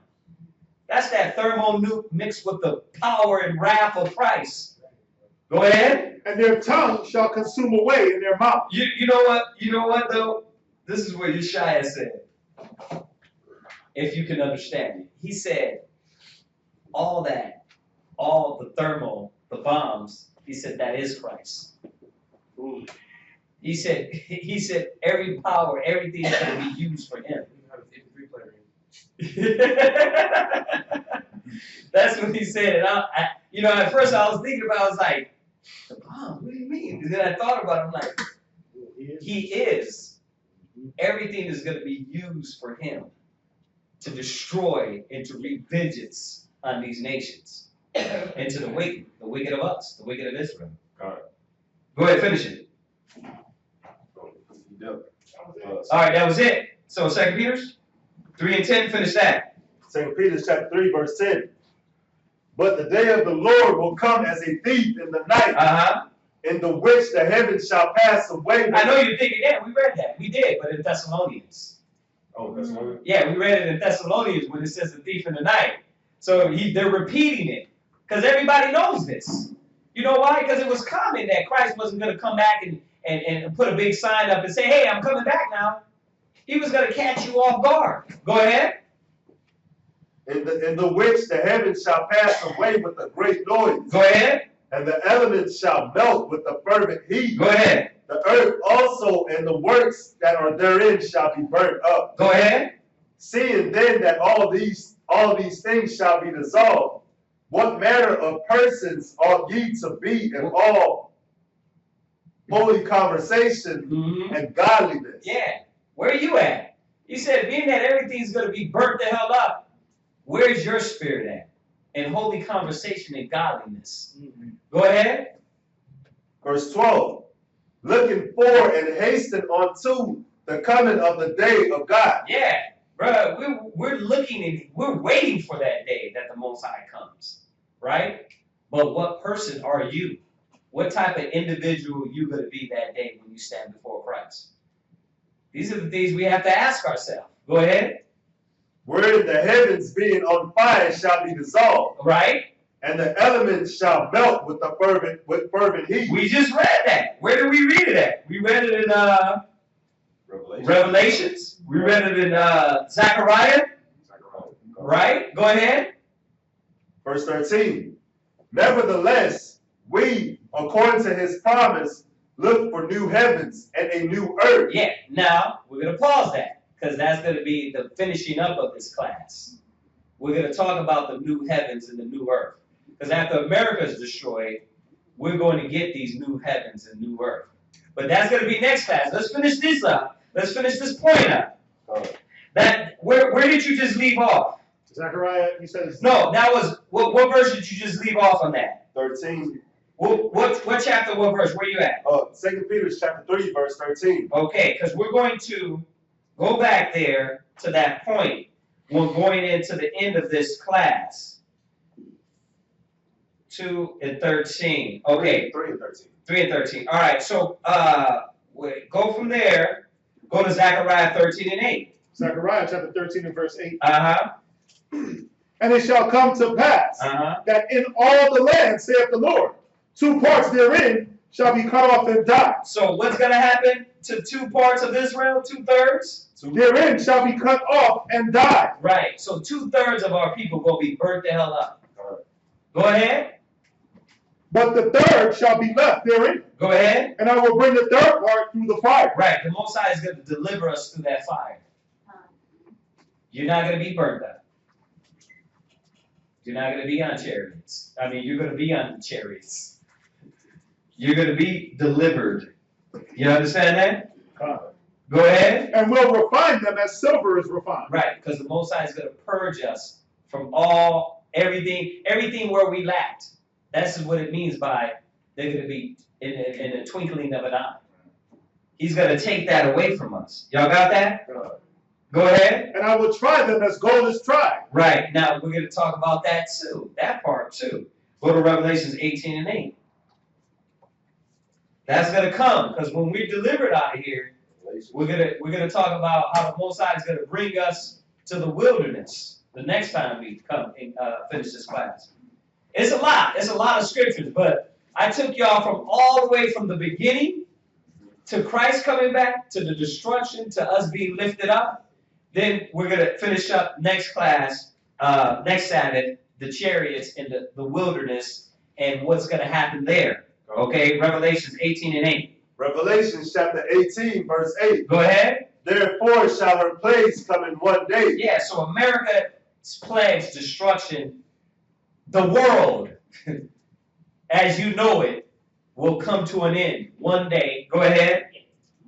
Death and mourning and famine. Read. And shall be utterly burned with fire. See, right with Zechariah, right with 2 Peter's, right with Revelations, right? You can't get around it. It's going to be what? Burned with fire. Go ahead. For strong is the Lord God who judgeth her. Yeah, the Most High, it's judgment time. Right. I mean, yeah, it goes into Apocrypha too. I know. But you're saying it's here. It's right in here. Go ahead. Verse 9. And the kings of the earth who have committed fornication and lived deliciously. Okay, now, because you're thinking, well, the kings of the earth, yeah, because this is happening to America. But all the other kings of the earth, they're going to be prepared to be destroyed. The Most High is not going to burn every country up to a pole. They're going to be destroyed, right? But they're not going to. They're not going to burn everything like America's going to be burned. Go ahead. and live deliciously with her, right? shall bewail her. Right, because they're going to be looking at America and bewail her. Go ahead. And lament for her. Uh-huh. When they shall see the smoke of her burning. Right. Standing afar off for the fear of her torment, saying, Alas, alas, that great city Babylon, that mighty city, for in 1 hour is thy judgment come. And the merchants of the earth shall weep and mourn over her. For no man buyeth their merchandise anymore. The merchandise of gold and silver and precious stones and of pearls and fine linen and purple and silk and scarlet and all fine wood and all manner vessels. Why is that good to know? Because isn't that what America's about? Just like Babylon? Isn't it about commodities and money and riches? Commerce and trade. Yeah, commerce and trade. That's what America's built on. Right? Get rich or die trying, right? It's not built on nothing righteous. So you might think, oh yeah, but you got to look at why these things are here in these scriptures. Go ahead. And all manner vessels of ivory, and all manner vessels of most precious wood, and of brass, and iron, and marble, and cinnamon, and odors, and ointments, and frankincense, and wine, and oil, and fine flour, right, and wheat, and beasts, and sheep, and horses, and chariots. Did the Most High leave anything out? Even the stuff they stole. Right, everything they stole is foreign to America. Right, Ivory, right. frankincense, myrrh. They don't grow here. Right. So even the things they took upon themselves to go take and bring here and put up for themselves, the Most High gonna touch that. Go ahead. And slaves, and souls of men. And what? And souls of men. What did they steal? And souls of men. What has America stole from you? Souls of men. Your soul. That's why you get on TV and you want to what? Act like them, walk like them, talk like them. You know what I mean? Justin Bieber do his hair like what? I got to do my hair like that too. You know what I mean? You know, what's his name? Wear skinny jeans. I want it tight on my booty too. Right? Skinny jeans. Right? These are the fads and the customs that you, because they got your soul. That's what it talks about, the mark of the beast. You love it. You love it. Go ahead. Verse 14. Uh-huh. And the fruits that thy soul lusted after are the because that's really what is America about. It's about lust. The pride of life, the pride of life, the lust of the flesh, the eyes, right? That's why he says in 1 John 2, verse 15, come out of her, my people. No, love not the world, neither the things that are in the world. If any man love the world, the love of God is not in him. Go ahead. And the fruits that thy soul lusted after are departed from thee. Go ahead. And all things which were dainty and goodly. You're not going to be able to take that big screen. Your 75 inch. Your donks. Yeah, no, don't say that. your donks is not going to be able to go. Your humongously large wheels on a very skinny, odd, weird-looking pancake type of car, which I never understood until I got to Houston, is not going to make it to the kingdom of heaven. No poked out rims with the spokes. Yeah, like you hitting people in other lanes. Yeah, it's not going to make it. You get me? Yeah, it's not going to make it. You understand? Your fake boobs. Most I probably gonna pop those. You're gonna have saggy meat. I don't know about that. I was just taking a shot. You never know. Most I like this. I hate every false way. Yeah, he might just like, you take those out. Go ahead. Read. And all things which were dainty and goodly are departed from thee. Yeah, because that's what America, that's what we put our trust in. That's what makes us feel what? At home. Nice and comfy, right? You know what I mean? When you sit up, you throw on your Xbox, you throw on your big screen, you know, you got your little silk satin Egyptian cotton covers, right? Silk roll, honeycomb. You got your silk roll. Some of us got that, you know. Other brothers just got cloth. You know. Some of us got, You know what I mean? Some of us, we ain't gonna say, you know what I mean? Yeah. We got silks. Some of us got sackcloth. I like that. Sackcloth underwear. Go ahead, read it. And thou shalt find them no more at all. Verse 15. You see that? Go ahead. The merchants of these things which were made rich by her, shall stand afar off for the fear of her torment, right? Weeping and wailing, right? And saying, Alas, alas, that great city that was clothed in fine linen and purple and scarlet and decked with gold. Right, that's all the royal colors, right? Royalty, and that's what America's been lifted up as. We went to that, remember that Isaiah 47, another one of my favorite chapters. Go ahead. And precious stones and pearls. For in 1 hour, so great riches is come to naught. 1 day, 1 hour. Go ahead. And every shipmaster and all the company in ships and sailors and as many as trade by sea stood afar off and cried when they saw the smoke of her burning. So what are they going to see when they look across to America? Smoke. What are we going to see when we in Israel? Smoke. We're going to see a burning smoke. That's going to be the memorial of America. Oh, and it's a righteous judgment. Yeah. All the things America put us through. Think about it. All the stuff we put up with, all the things our ancestors been through, everything we go through.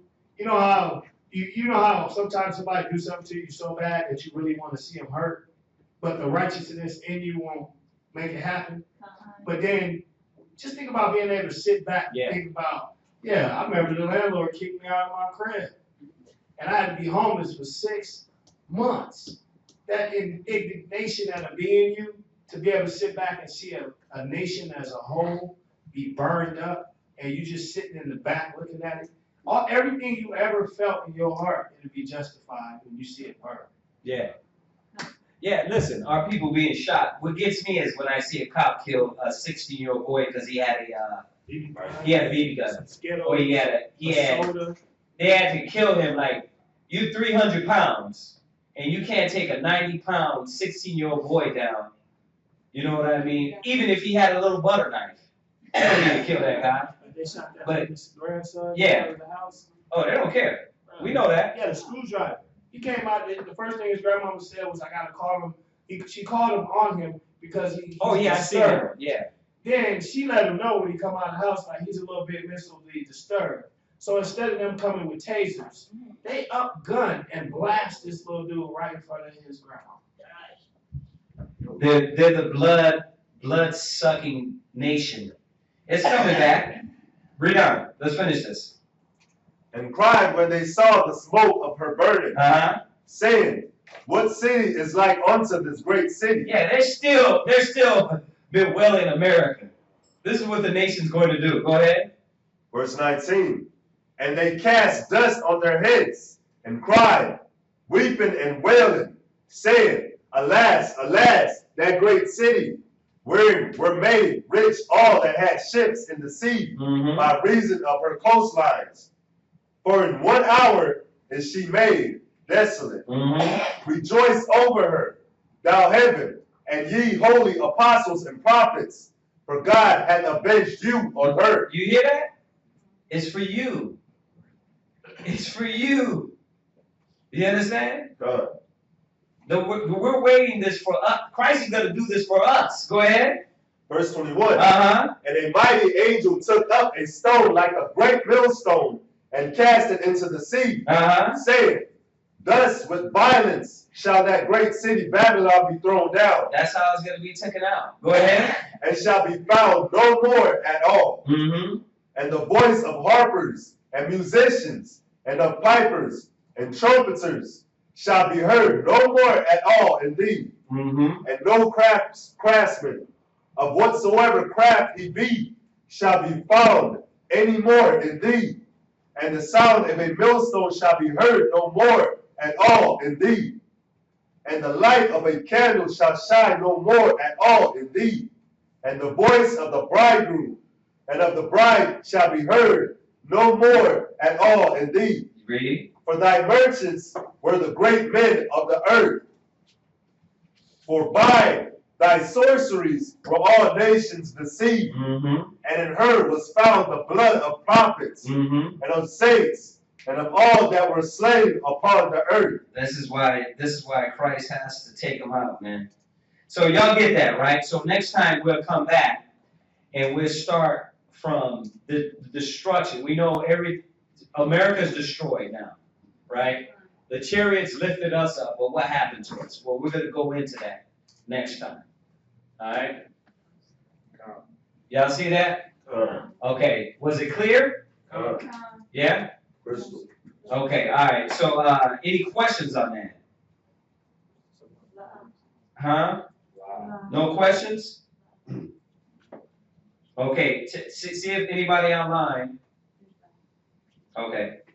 All right, so next time we'll come back and finish that up, man. What happened to the link? I was going to see if anybody had any questions. No. No? Why you got up there questions and answers? I say it says the 7 seal. 7 seal part 2. Yeah. Oh, under the thing it has questions and answers. On the white button. Oh, I don't know why she did that. Please change that. All right. So that's it on that. All right. Does anybody have anything outside of that topic? We give them a second online if they have any questions on that topic or off the topic.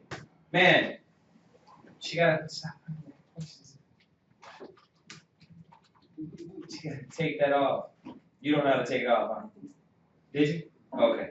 All right. So nobody on anything? Yeah. Would you pay $4,000 just to go to Israel to see where Christ walked? Oh man, since we've been trying to get to Israel for the longest, but that's the thing, it's expensive. Yeah, if I had it, hell yeah, I would definitely go out there. My pops was there. High Priest Yeshaya, he was there. He said it's the best thing just to go walk in the Jordan. You know what I mean? Just to go walk around Israel. My girlfriend, when she came back, she said, you walk till you drop. They say our heart is going boom, boom, boom, boom, boom. Yeah. See, she went on the Jordan River. Yeah. They have the water where you stand on it and you float. You just float on top of the water. Oh, nice. Yeah, they said that heathen be over there trying to baptize themselves and all. Yeah, trying to get some of that holy anointing. All right, so nobody has anything? Okay, y'all don't have anything? Let's salute them online, y'all. Say shalom. Shalom. All right, and then remember it's the Shabbat tonight, so